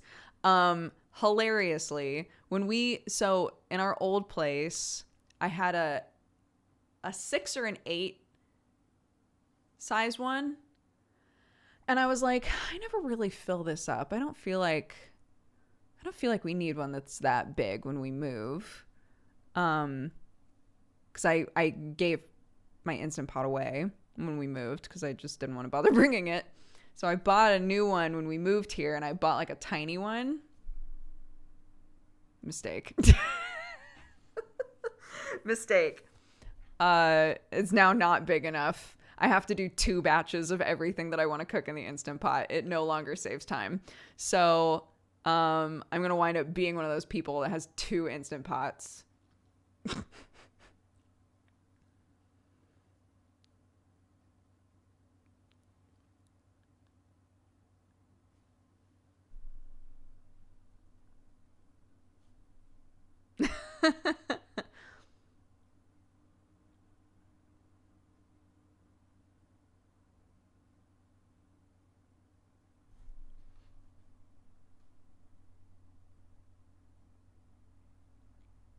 Yeah, they're well known for being pressure cookers more than anything.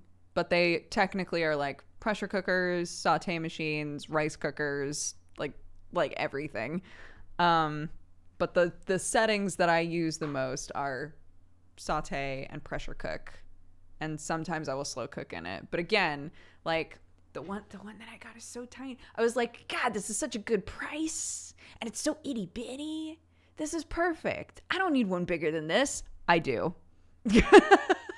As it turns out, with a monster of a husband and a kid that is getting bigger all the time and eating more all the time, I do need a big one. You can make freaking hard-boiled eggs in those. You can. So they're like little stands that you can get that are specifically for this. And you take like, you can take a cup like this, fill it up halfway, put water in the bottom of the thing, and then the little stand, and then pop eggs in all the little holes and close it up and hit pressure cook for 8 minutes. And then it'll scream at you when it's done, and you release the pressure and the eggs are done. And it's great. It's so convenient. And again, I realize like it's not that much less convenient to just put them in boiling water. I get that. But like, they never crack this way. They never get fucked up this way. They're always just fine. It's so nice. I have never tried to poach eggs in this.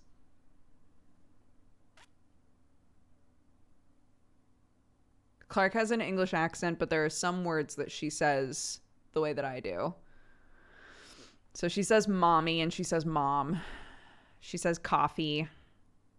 It's like those sorts of vowel sounds. She mimics me. So there are specific words that do not sound English, but she sounds very English now, I think.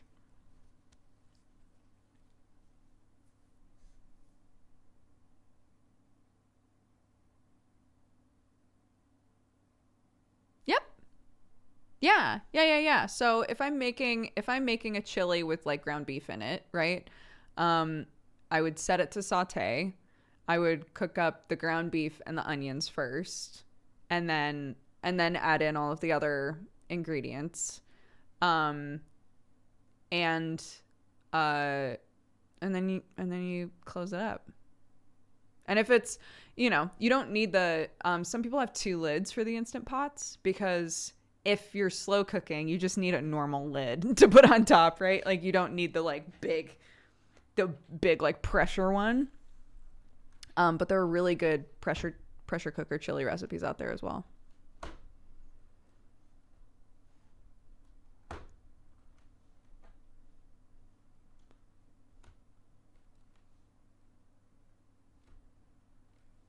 Chili making using an Instant Pot. That's what I'm talking about. Yeah.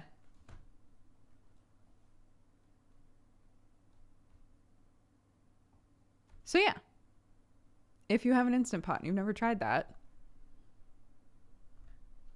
Hard-boiled eggs. I don't know for like medium or soft-boiled eggs, but I would assume soft-boiled eggs are like 2 or 3 minutes and then scale up from there. But yeah. 8 minutes. Release pressure immediately. So the second it starts screaming at you, immediately release the pressure, pop it open. They're going to be fucking hot. So pick them up with a towel or whatever. Protect your fingies. And then do what you would normally do and like rinse them with cold water, stop the cooking process, and they're great. I meant for a Vlogmas episode. Oh. What are your favorite Instant Pot recipes? There's a stew that's really good that I actually got the stuff for today. There are lots of soups. There's the butternut squash, like Thai curry recipe that I made before on stream, actually. That's very good. Let me find it.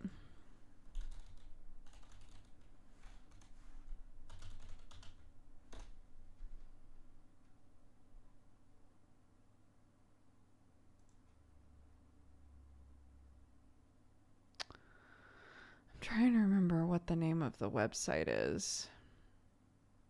If I could, it would help me a lot.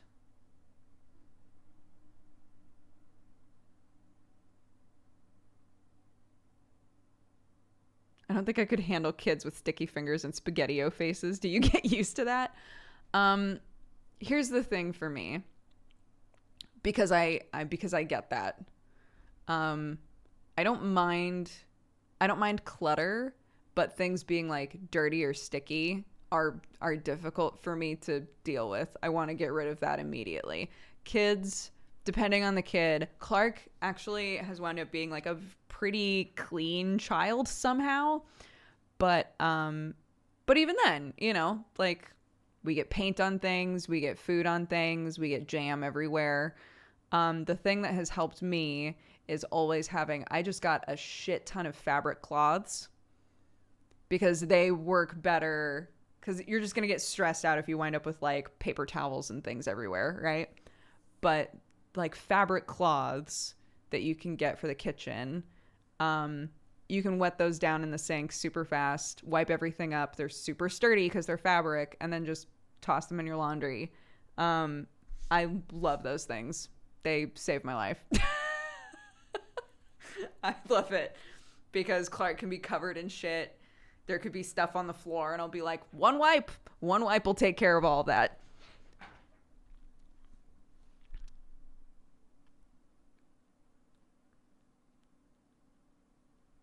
But yeah, it's like, I mean, it's adjacent to when parents are like, I love my kid and I love being a parent, but I hate make-believe.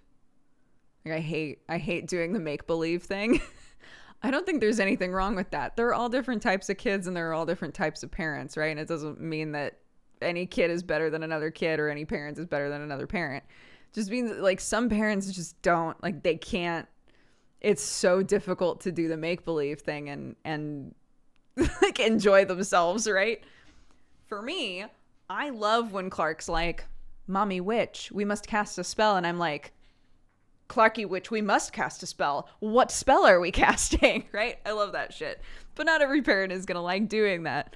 In the same way that like at first I felt like, there are some parents who are totally fine with shit just being messy, like just things getting dirty. And I was like, I have a problem with it sometimes. Like I really hate it. And I've realized that the thing that is important for me as a parent is to make sure that I'm prioritizing whatever it is, like Clarky's health, right? Like I don't want her to be getting into stuff or getting dirty in a way where it's bad for her health, right? But if it's not, and she's exploring something and she's learning something, the first time that she was like, Mommy, I want to crack an egg, I was like, go for it. Knowing full well there was going to be egg everywhere. but she was fascinated by it and she learned what it's like to crack an egg. And now every time we make something with eggs, she wants to crack them and she's getting better at it, you know? So as long as I'm trying to focus on like, my kid is still exploring the world and wants to learn about a thing, and the thing that she's trying to learn or explore might be messy.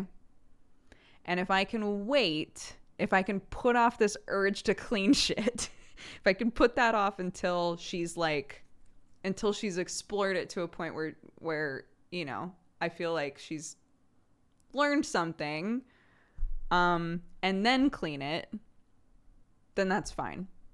Then I've done good as a parent, but I've also fulfilled this like mental need for me of like, I hate that there's egg everywhere right now.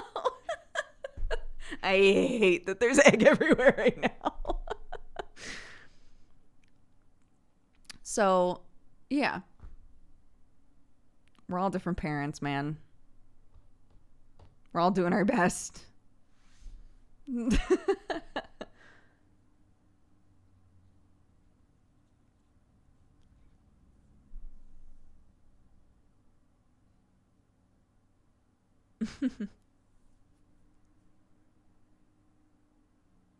Letting her learn how to crack eggs now means sooner rather than later you won't have to clean up after her cracking eggs. Yo, and I also learned that if you wet your hand down with normal water, you can get the shell out super easy. So I let her crack eggs into her little plastic cup, and then I'm like, there's a whole ass shell in there. There's a whole ass shell in there, but I can get it out easier now. Yeah, I tried that. I saw it on TV and I tried it and it works. You wet your hand down, leave it wet. Wet your hand down with normal water and then reach in there and you can grab the shell. Easy peasy. You're welcome. It changed my life.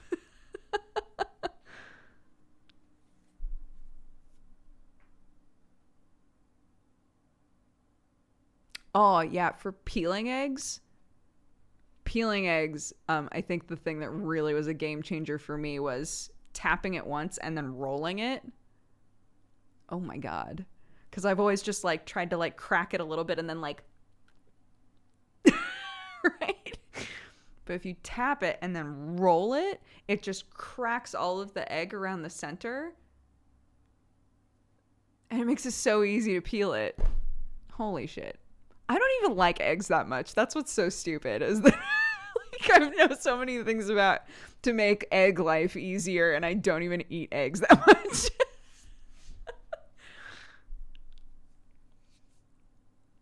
You peel your eggs. Mighty Deke and I like to believe that your entire life you've hard-boiled eggs and then just eaten them shell and all.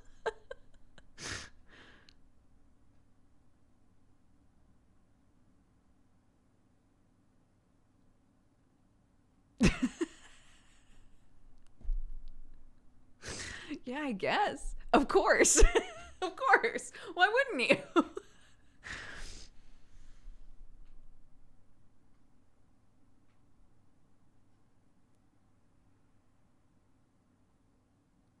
I'm trying to think. Is there another food hack that I have on hand?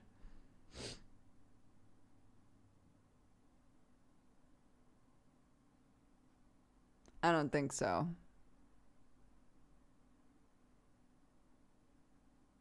I mean, the one that I've talked about before is, again, if you have kids, if you have some way to grind up vegetables into a paste,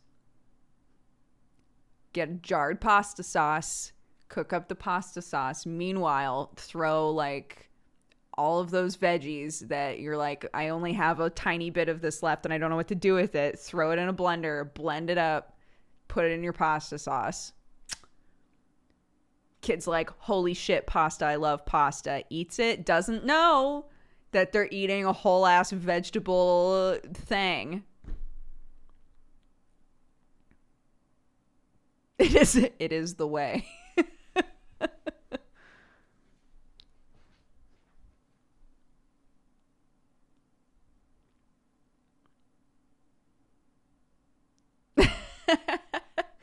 Clark loves vegetables, but it's just an easy way to like use up stuff. And it bulks up your sauce. If you need like a little bit more sauce, you get a bit more sauce out of that.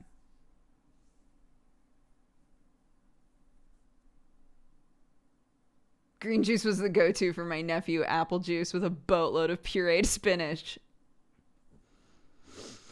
Yeah, spinach and smoothies. Good. I was always the kid that loved veggies. Me too. Me too, dude. And my dad hates them. My dad hates veggies, but my mom will eat anything. And so will my brother. So my dad would be like, how did this happen? How did I wind up with two kids that'll just eat all of the vegetables?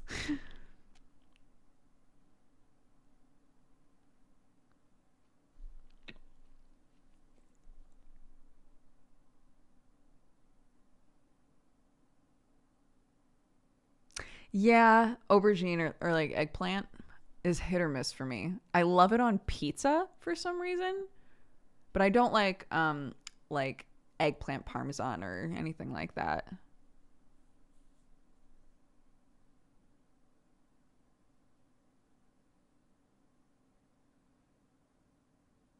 Artichoke and pizza. Oh my god, I'll eat artichoke on anything. I'll eat artichoke by itself. I love artichoke so much.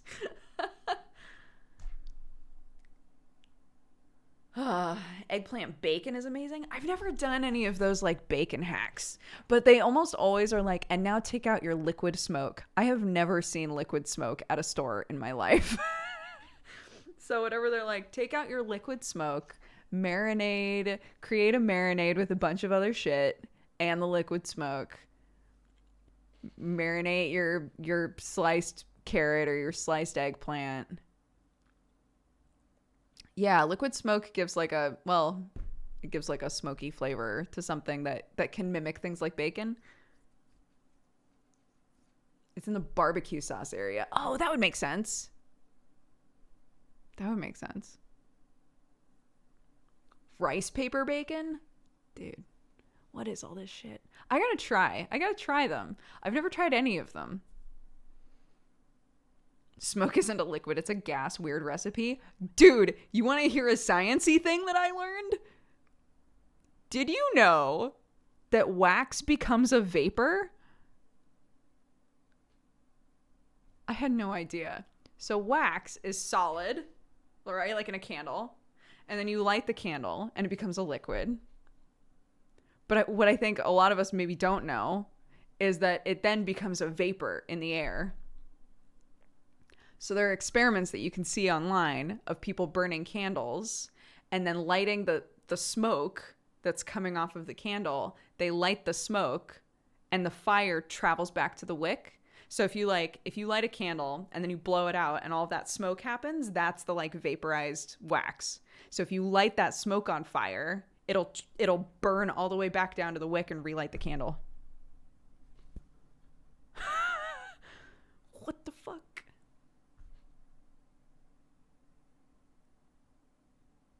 I had no idea. So there you go. Fun science shit. I've done this and it's so cool. I gotta try it. Has Clark seen the wax vapor? No, I wasn't sure how dangerous that was. I wasn't sure how dangerous that would be to do around my child, but I would love to try it.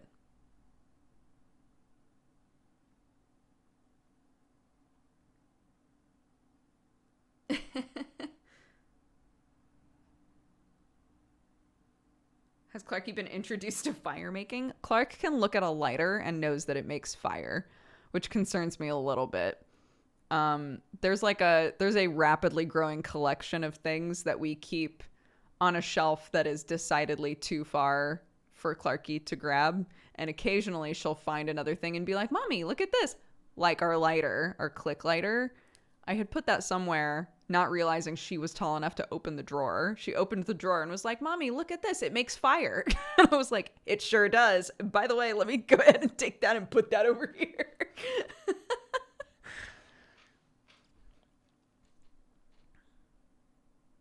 The safety shelf, yeah. So there's that. Everything back to things your parents let you do, and now you're like, dear God, why? No, not really. I don't know. My like perceptions of that might be a little bit skewed. Because again, I grew up in the woods, right?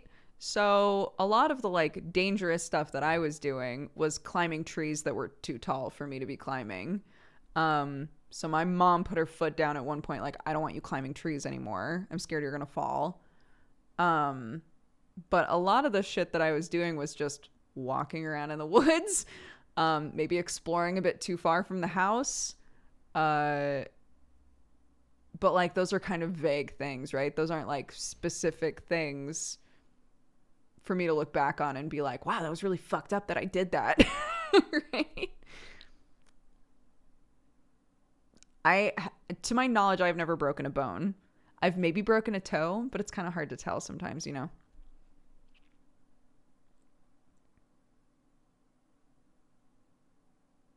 What kind of wild animals did you have close to home? We had a lot of coyotes. The first time that Sam came to stay with us, he was like, what the fuck? You can just hear coyotes howling all night. And I was like, yeah. There are coyotes all over the place out there.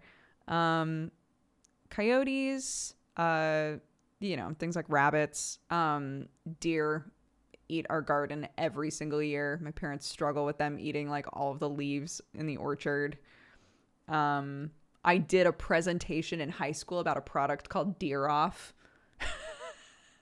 because my family used it and we needed to like pitch a product to the class, and I was like, I'll do Deer Off. So yeah.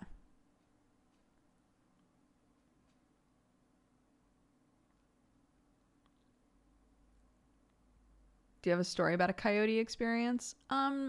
No, we would find bones out a lot. We found our first dog. We found the skeleton of technically my brother's dog who had vanished. We realized like, oh, coyotes ate him.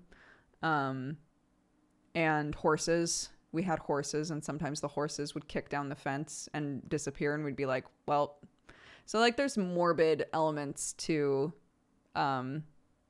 living out there for sure. There are things that I got like super desensitized to. As much as we were like doing everything we could think of to keep our animals safe. You can't put fences up everywhere, you know?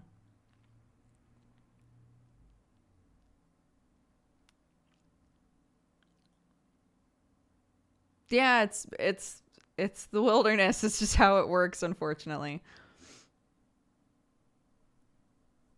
Where did you find the bones? Oh, like on the outskirts of the property. I wasn't part of the group that found the dog. That was my dad and somebody else. They were like walking around out on the outskirts of the property to do something and we're like, "Oh. Oh fuck." Um but yeah.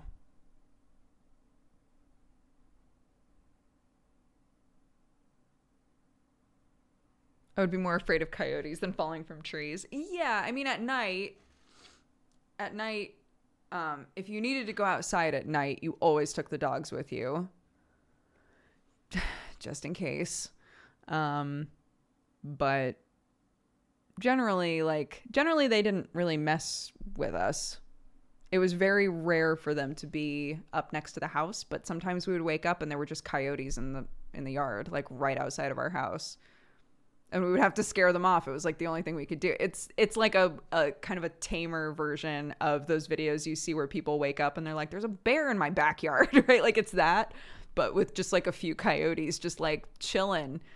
You're like, I guess we'll wait for them to leave. But if they won't leave, then we gotta do something to spook them away.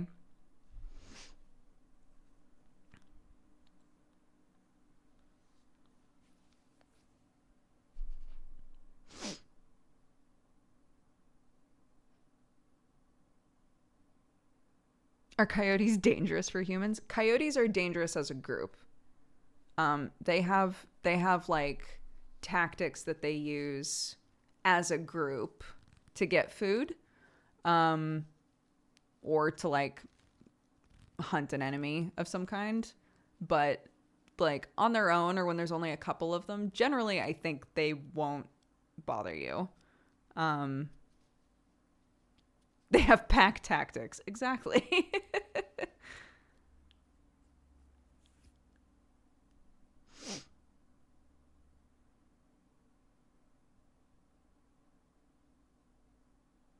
Clark is really into the book if you give a moose a muffin. And I haven't said this to her, but I always think to myself, like, I hope my daughter never meets a moose and is like, oh, it's like moose a muffin. I hope I hope that's never a thing. And she's like, oh, a moose. A friend.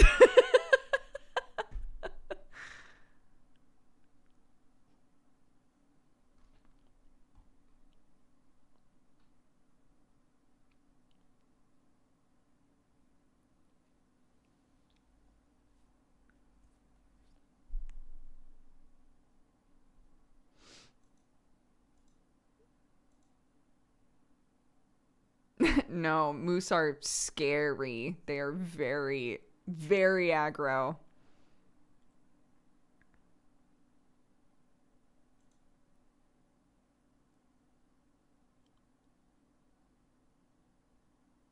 Also, they're huge. Also, from I've never met a moose in real life, but from what I've been told, they are gigantic, like terrifying. Like school bus huge. Oh my god. One of our Swedish kings tried to tame them to ride. Oh goodness. Sweden, what are you doing?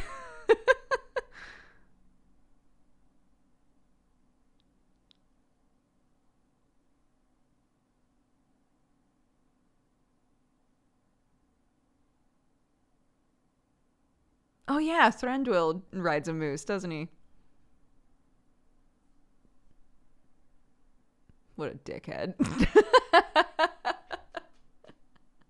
Sweden's the place to go after quarantine. Yeah, if you want to if you want to learn some life skills.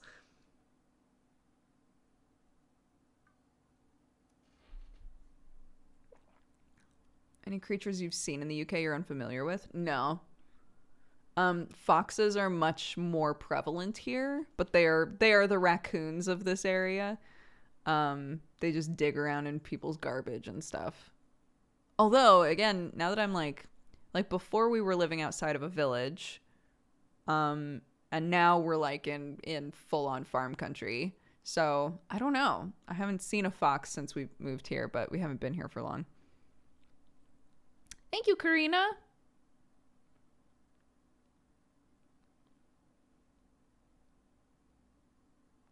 What constitutes a village population-wise? I don't know.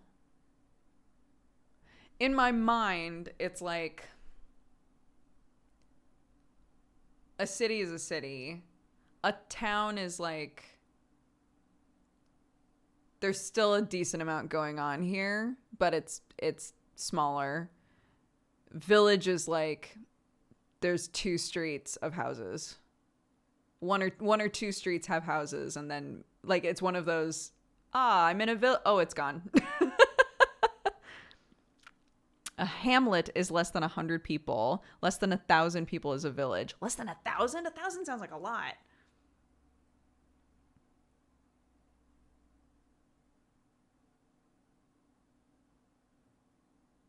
I live in a large village with 4,500 people. Interesting. So village is actually bigger than I thought. So we probably lived outside of a hamlet then. Before. Interesting.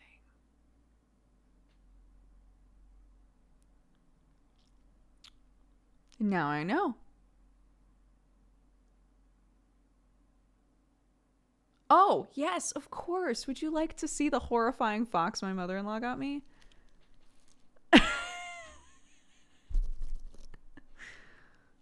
This is Mr. Fox. My mother-in-law got him for me. She left the tag on because she was like, you can take him back if you want, but I know you said you wanted more rustic decor for the holiday season, and I had to get it for you. The eyes are like off kilter. I love it. What a mess. I love him. He's so silly. Clark picked him up and goes, he's pokey. I was like, he is a little pokey, yeah.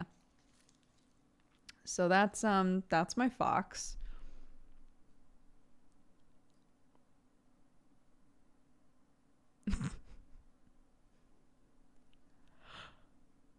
It's not from Wilco, is it? I have no idea.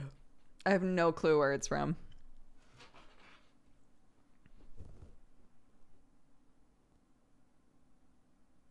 A hamlet is strictly a place without a church and smaller than a village.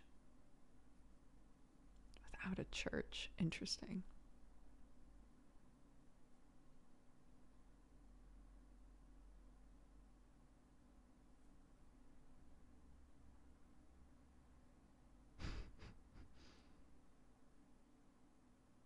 In the UK, a city has to have a cathedral. A cathedral is different from a church? Question mark? Yes? Okay. It's a big church, okay? A thick church. Cool. So a city has to have a thick church. A village can have a church, but it can just be a normal church. A hamlet has no church. Cool.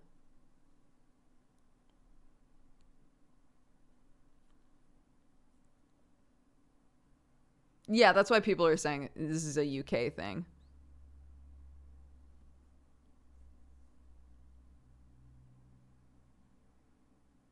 Cathedral is associated with a bishop. Aren't bishops a specifically Catholic thing? Or no? No?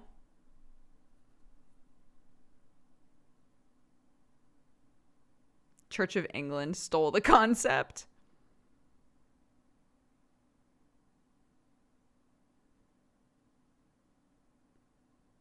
These are all very, I feel like there's some like vagaries here, and yet I don't know that it necessarily matters. I think probably if you grew up here, generally you would be able to look at a place and be like, oh, that's a cute little hamlet.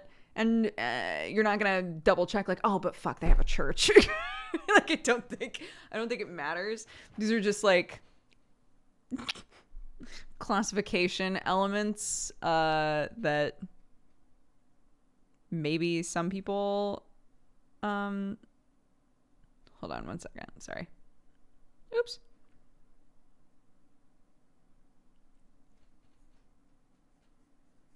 Oh, fuck, but they have a church. Shit. I guess it's a... Pulls out book. I guess it's a... village? Wait, how many people do they have? Hold on, I'll get on Google. What is the population of...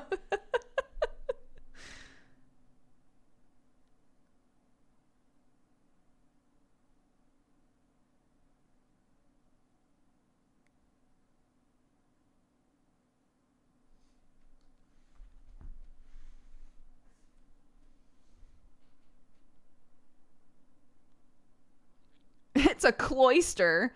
Yet another thing, I have no idea what that is. It sounds like something Zacky Wacky would concern himself with. Look, he's been researching really heavy shit, and maybe one of these days he wakes up and he's like, I'm going to research something that does not matter.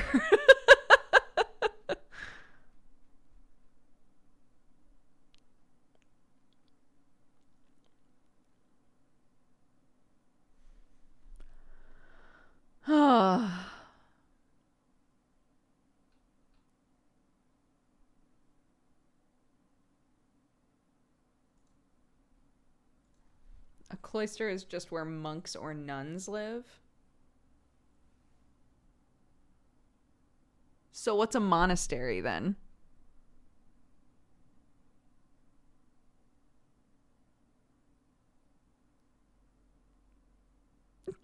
What's an abbey? What's a monastery? What are all of these things?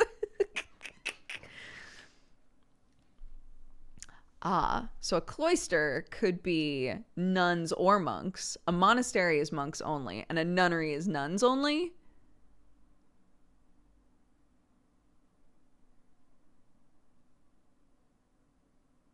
Guys, you gotta pay attention to this shit, because if you go to fucking pub trivia and they're like, guess what?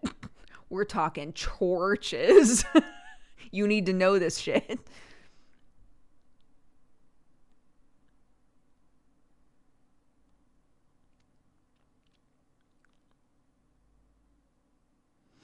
I just Googled cloister. It's a covered walkway in a monastery.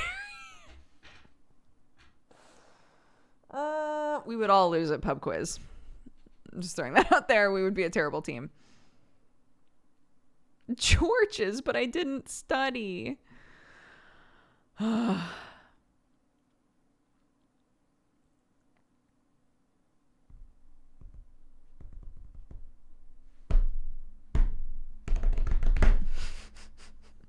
Wiggle, jiggle, wiggle, wiggle, jiggle, wiggle. Hi, Alex.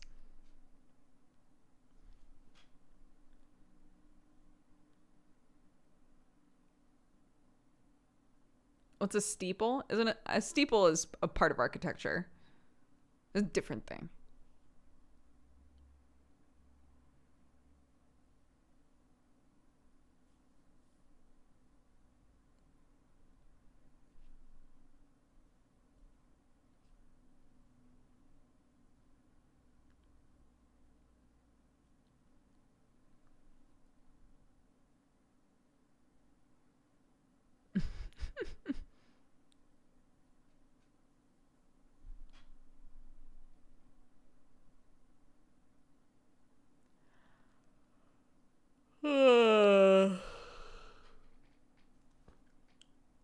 I'm just watching chat just throw all kinds of information out, and a lot of it counters each other. So it's fun. It's very fun. For anybody who's watching this without chat currently or listening in and being like, why is she so quiet? It's because I just saw like 8 different definitions for what a steeple is, and I'm just watching.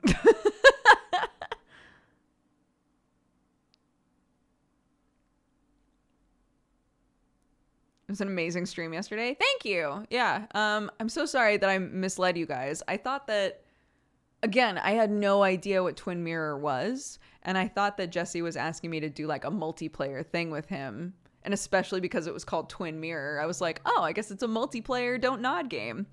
But it turned out that's not what it was, so we just hosted Jesse instead. So Jesse did a sponsored stream for Twin Mirror with like Twitch integration and stuff. It was very fun. That game is very interesting, and I'm really curious where it's going. So, yeah, we decided to play some more of it at some point. Oh, Blazin', I'm so glad. I'm glad that your wife likes it.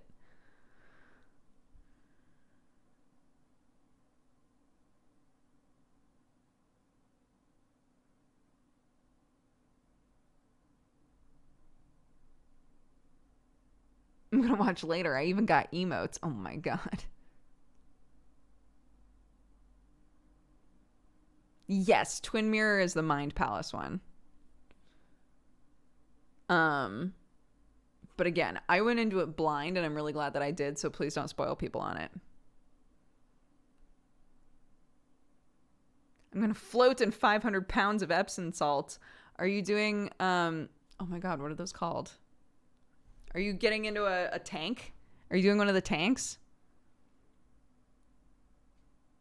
Sick. I've done that before. Deprivation tank. They are interesting. Enjoy.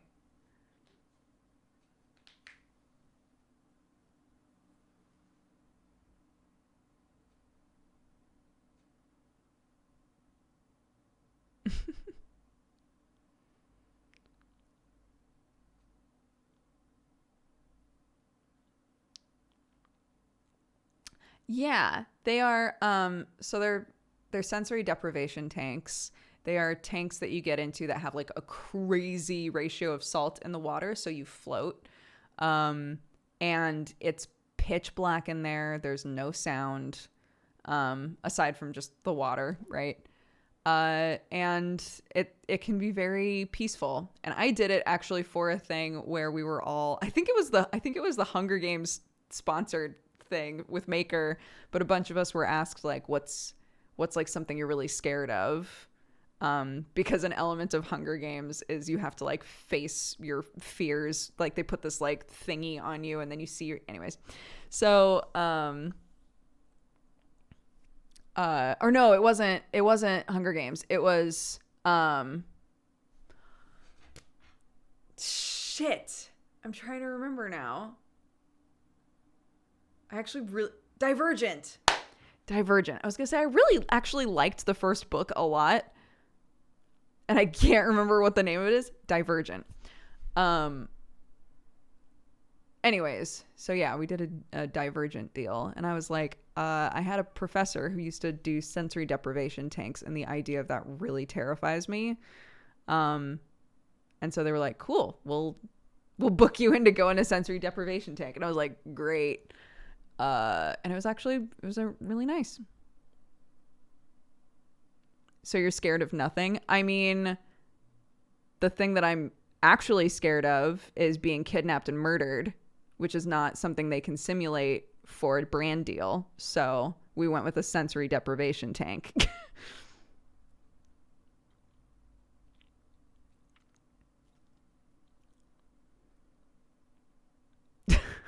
I got very annoyed when we actually did the deal, because people were like, God, a lot of them are choosing really safe things. And I'm like, yeah, because most people are scared of things that you can't just like face your fear about. Like,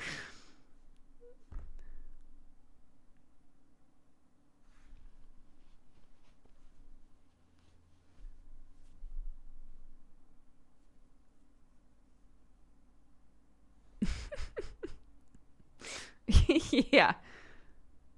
I'm afraid of dying. Yes, okay. Right? Like, what the fuck?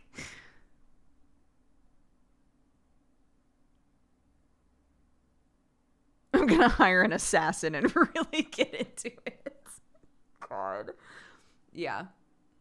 A lot of people were getting comments on their videos like, ugh, I can't believe they took the safe route. Like, yeah, I'm not gonna actually put myself in danger. What the fuck? Jumping out of an airplane doesn't scare you? No, I've already done it.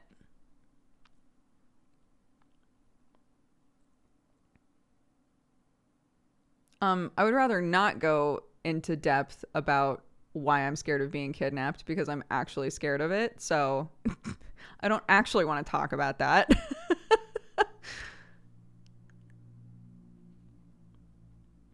But anyways, I went in a sensory deprivation tank and it was actually lovely.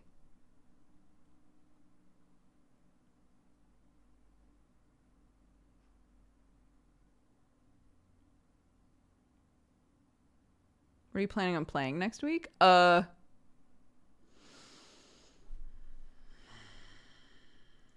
did we start playing? I'm trying to remember now. Oh yeah, we started playing Fogs. What a weird game. I would like to play Morbid. I am very curious about that game. Jesse and I want to play more of Twin Mirrors, but that won't be on my channel. So, I don't know.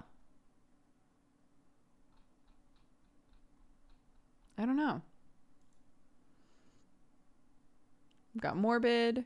We could play more Fogs. Though I don't know how long Fogs is the problem.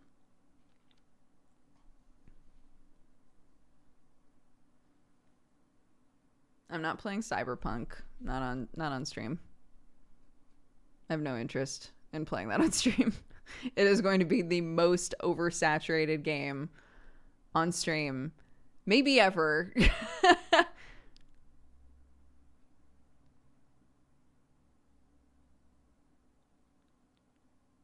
I probably won't finish Inmost on stream now.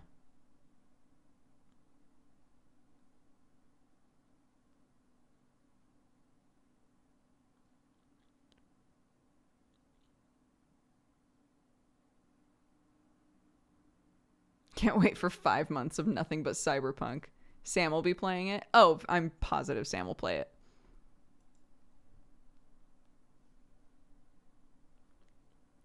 Did you ever beat that dungeon crawler in an office? No. I played it a lot on my off time, but it doesn't have very... Well, I mean, that could also come down to me, like, just not being good at it, but it doesn't have very good pacing in terms of progression. I felt like I was spinning my wheels a lot on that game. It's still fun, but...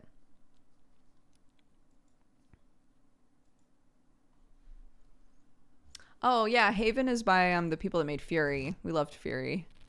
It's a 2-player game. And everybody wants me to play it with Sam, but I don't know that Sam would want to play it, so.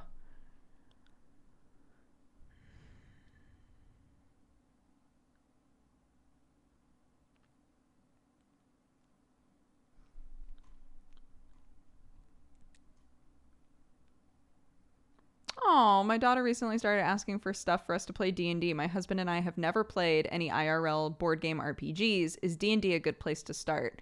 A lot of people have recommended...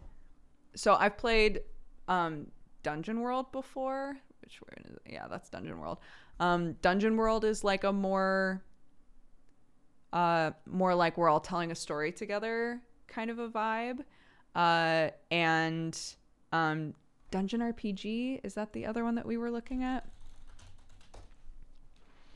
If you want to play a game that's like D&D but doesn't have as many mechanics involved, it's hard for me now because I've played it for so long. It's hard for me to fully grasp what it's like to try and play it now and not know the mechanics whatsoever. So I would say if you're going into it just like brand new and you want to and you want to play something that's like kind of easy to hop into, Dungeon World is super easy to hop into. Quest RPG is the name of the other one that people were saying is like a really good, just like easy, you only need one type of die. But the same sort of concept of like everybody's going on an adventure together sort of thing. So yeah, Quest RPG and Dungeon World. Those are the two that have come highly recommended. I've played Dungeon World a bunch, and people in chat have recommended Quest RPG many times. Yeah, I hope that helps.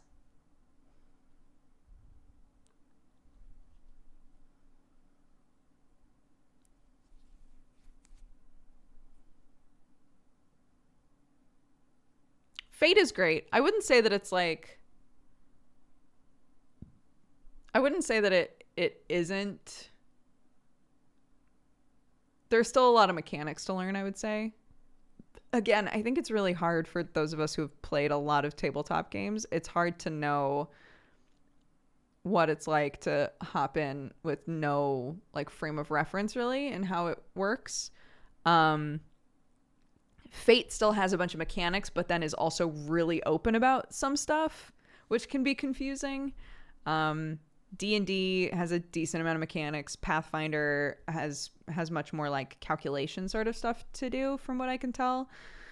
So something that's just like in Dungeon World, there aren't any turns. People don't take turns. You're just like, you know, it's the DM's job to just kind of be like, okay, so what are you doing? Cool. What are you doing? And resolve stuff, you know? So anything that's like there are less die or, you know, things aren't quite as like strict, that sort of stuff is probably helpful while you're learning.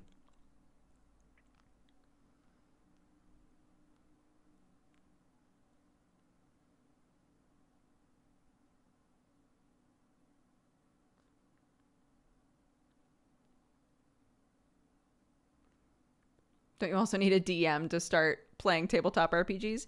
Yeah, you can also like try to rotate DMing. There are some systems that you can find that don't technically have a DM, where it's like everybody's just kind of doing their thing and it's like a collaborative piece. But yeah, one person has to decide like, cool, I'll run it.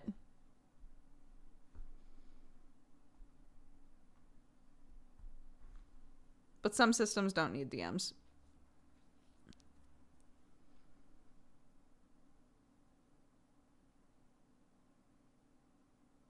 Like I've said before, there are so many, most people know about D&D, even if they don't like fully understand it. They know about D&D. And a push toward people realizing that there are tons of different systems out there, I think would be beneficial. Because there are way easier systems, simpler systems, more collaborative systems, and also more complicated systems for people that are just like math heads, you know?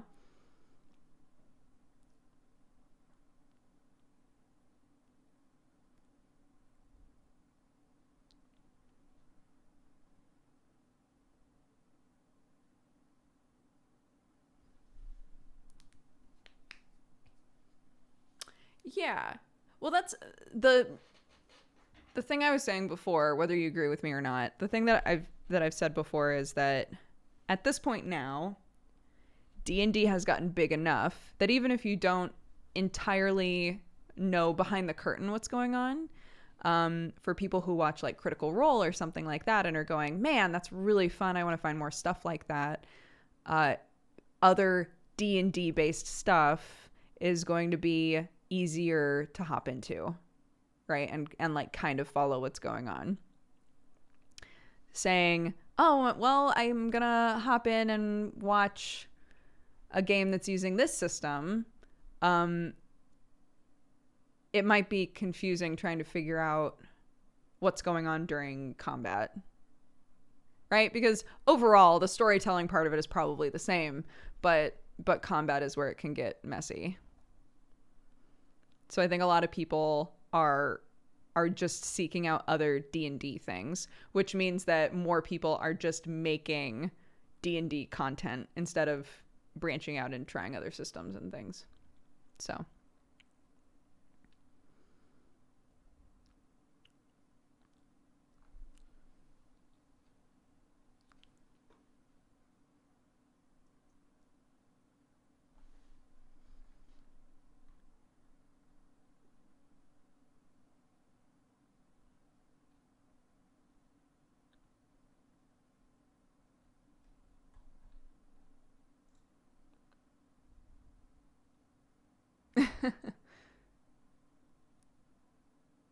I've started a Fate Accelerated campaign with buds, partly because D&D intimidates me.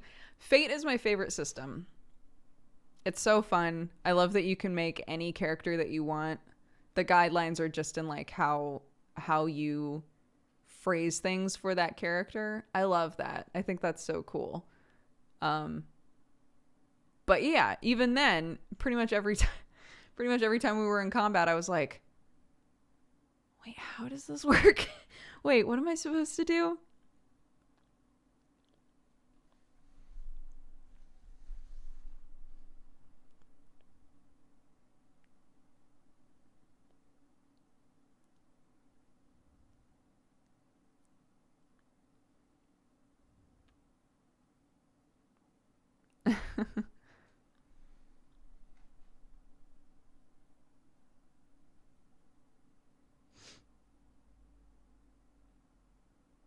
Ooh.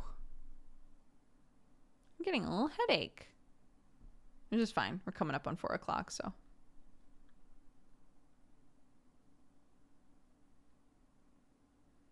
I should get back into Divinity Original Sin. I don't know why I stopped playing it. It's so fun.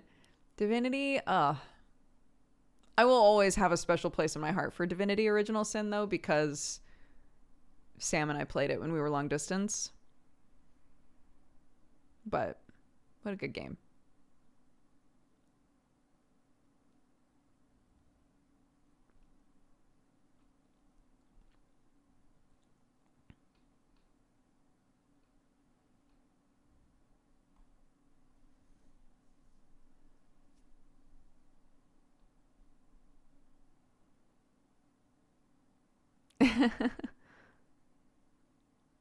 What time is Misdemeanor? Misdemeanor is at 9 p.m. GMT? Are we in GMT now? 9 p.m. So 4, 5, 6, 7, 8, 9. 5 hours from now-ish is when season 2 of Misdemeanor starts.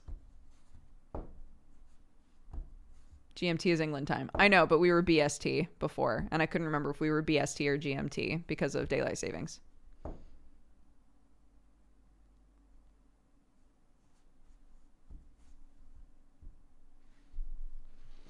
Ugh. Would I be really lost if I hadn't seen season 1?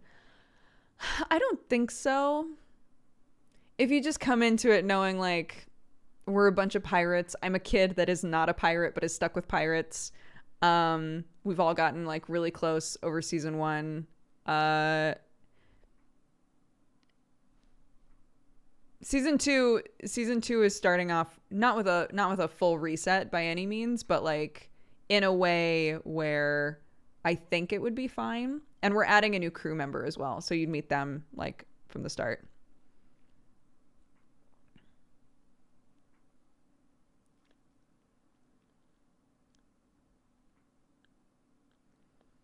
I need to finish catching the finale. I have like 30 minutes left. Oh, yeah. You'll be fine. Yeah, or it's a pirate game. I was trying to give like a rundown at the start of the stream. It's Messianella. Is that how she says her online name? She's a new crew member. The picture of her Massey. The picture that she did of her character has been posted and everything, which is very cute. But we have not met her yet.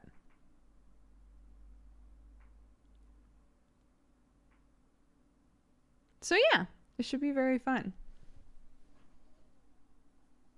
The storyline, the basic storyline of season 1 was that Armstrong, who is like an old retired pirate, and Luna Fiera, who is his first mate, who's an elf, so she still just looks like a 20, like a hot 20 something.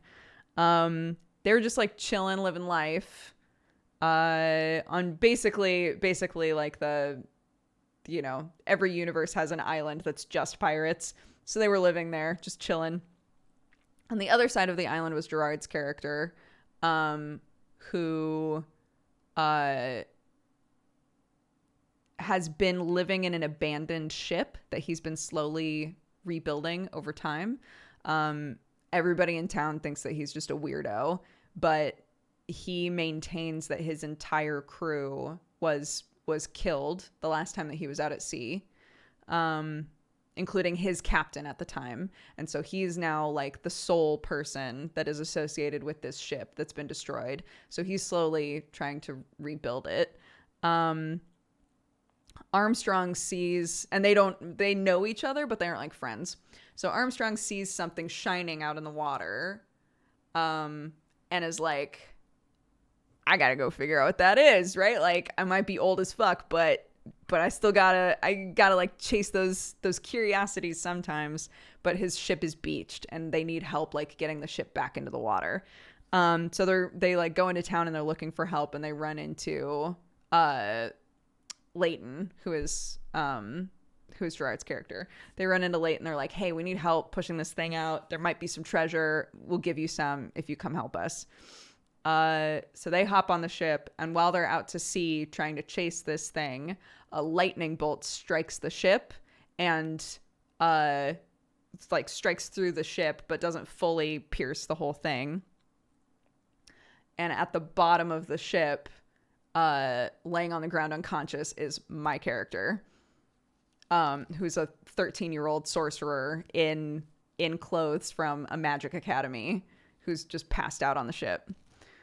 And so that's how we all meet each other. And it winds up being like a really cool story, I think. Leighton has a really bizarre sword that he's been trying to figure out like what it does, that he got on the day that his crew vanished. And so we pull that thread and we chase that story. And meanwhile, like, my character is like, I really need to get back to the academy. Like, I need to figure out what happened. And there's lots of like fun reveals and things. I'm not going to spoil stuff for the season, but like, that's the general vibe. We all like get very close over the course of the season. It's very found family. It's very sweet. And season 2, yeah, I think is starting off in a way where you could just hop in.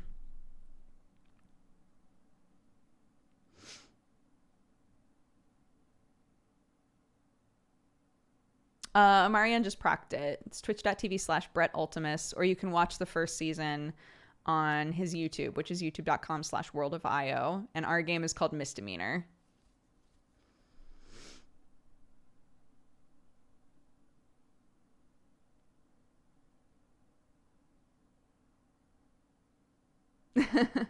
Yeah, it's very cool.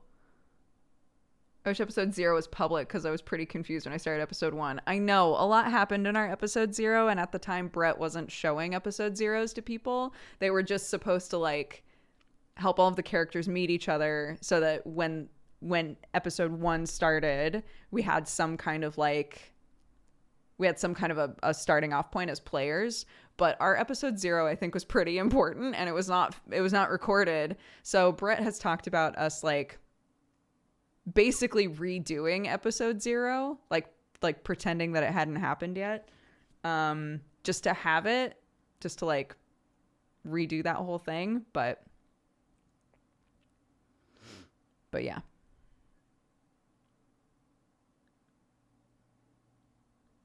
A prequel. Yeah, a flashback episode. A prequel. Could be fun.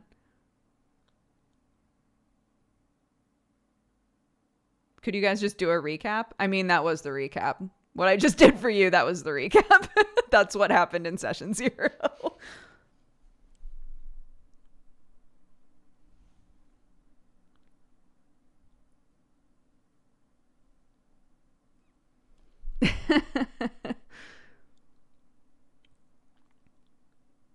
Thank you for the recap. You're welcome. So now you can hop into episode 1 and be like, now I know why this strange youth is on this ship.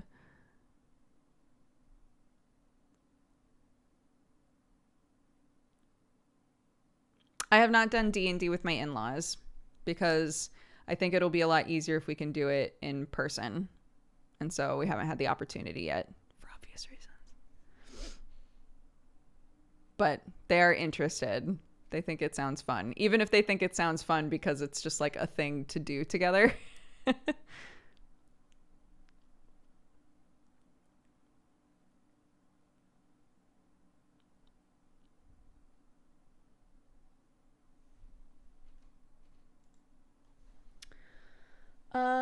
But yeah. Do you know why Jesse and Sam's Star Wars campaign didn't happen this last week? No idea. No clue. I know nothing about that show. I assume because people couldn't make it. If I had to guess, it's something along those lines. Okay. Oh yeah, I said this already, but I started making my character sheet for Callus Row as well. It's coming together. It's coming together more. The more that I like work on it, the more this character is like solidifying for me, which I'm excited about.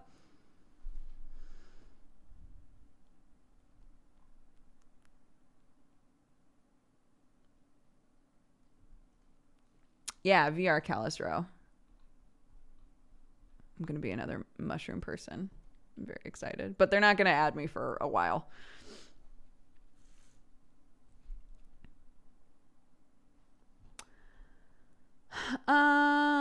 Okay. Let's read all of this off. Also, let's open this. Let's read off our Valentines, etc. Rainbow said, to Dodger, the fam, and the cat gang, Merry Saturday and much love.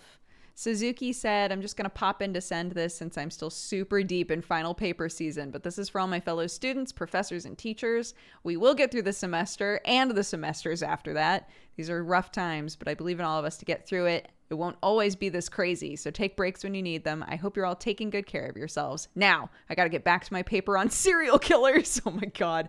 Midwinter Lily says, to Arthur Pendrag, I hope you're having a great day. And if not, I hope that the knowledge of chat thinking about you makes it so. Henry says, here's another cooking Valentine for those of you who can't figure out how to boil eggs. Must be room temperature eggs lowered into the boiling water. 5 minutes is a liquid yolk or a slightly runny white. 6 to 7 minutes is a jammy yolk with a hard white. 8 to 9 minutes is fully cooked. Beyond 10 minutes is overcooked. There might be other cooking times suggested, but the universal agreement is room temperature egg into boiling water. There you go. Do you know who's the artist that does the art for Misdemeanor? Seabear. Seabear does the art for all of the early IO campaigns. And he's lovely and very talented. Henry also says, also, I love you all. Mama Sia says, love to all of my strong people in the world because everybody needs a little support. Walt McNerdy sent a Valentine to Dragonfire. The Jaguar says, I'm sending a virtual hug to all of you amazing, loving peeps in here. Y'all deserve it, but only virtual hugs for now because of social distancing and all that. Also, wear your masks. Arnar says, cyberspace distanced hugs to Dodger and everybody here. That is all. Rainbow says, I already gave a Valentine this session, but I also want to say that I love you all and your strong, beautiful beings. Patience says, to eggs, you're the best. Torabisu Random says, a Valentine to positivity. Thanks to the community for always lifting my spirits with support and inspiration to act kind-heartedly. And H1N35H says, to Dexbonus in chat, y'all are amazing. And that is all. Cute Valentines. Thank you so much to Arnar, Duckamy, and Okalis for reminding people to drink some water. I once again did not bring water. Terrible. You want to know what it is? Both of my water bottles, so my yellow sticker one and my pink Scream at You one, both of them have been in the car since we moved, And Clark points them out every single time we get in the car. And I really should take that as like a sign. Like I should take these bottles inside. But every single time we get in the car, Clark is like, Mommy, your pink water bottle. Mommy, have you washed it? Mommy, is there water in it? And I'm like, no, it's just been there since the last time we were in the car, honey. It's been there. It's been there the whole time. Okay. Oh, I had the cheers paused this whole time. I'm sorry, guys. Let's see. John Pirate has asked that we raid Dead Pine. Let's see if they are streaming currently. They are. What are they doing? Minecraft. Wonderful.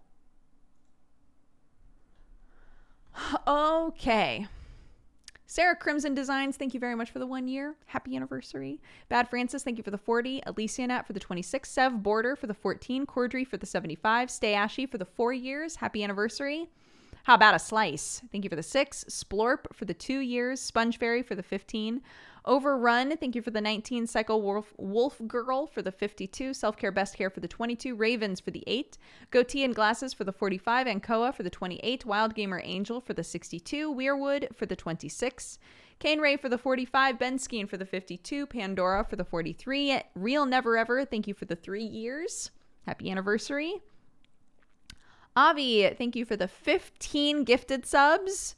Wild Turkey, thank you for the 40. Lil Berry, thank you for the gifted sub. Hypixion and Avi, thank you for gifted subs as well. Wardo, thank you for the 8.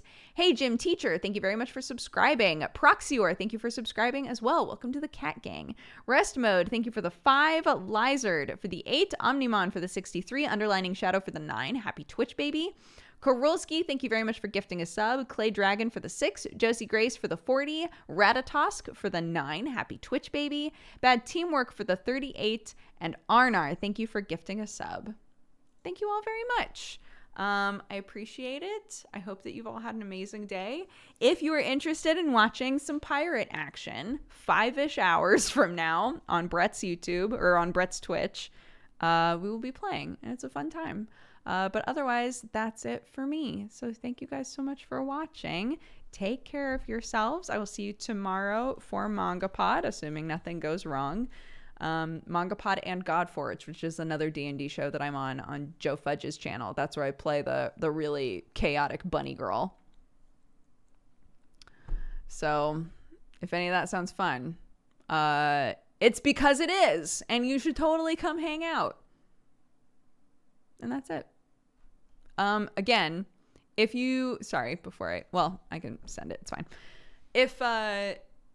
If you have any questions about any D&D stuff, even if they're spoilery, you just have to spoiler tag it in the Discord. But we have a channel that's like a D&D spoiler channel inside of our Discord. So just search for that. You can ask me anything. I check it every day. So yeah, feel free to ask stuff if you ever want to. I know we talk about D&D a lot today, so thanks for dealing with that. If you're somebody who doesn't give a shit about D&D, we're happy to have you. You're the real MVPs. Anyways, take care. I'll see y'all later. Bye-bye.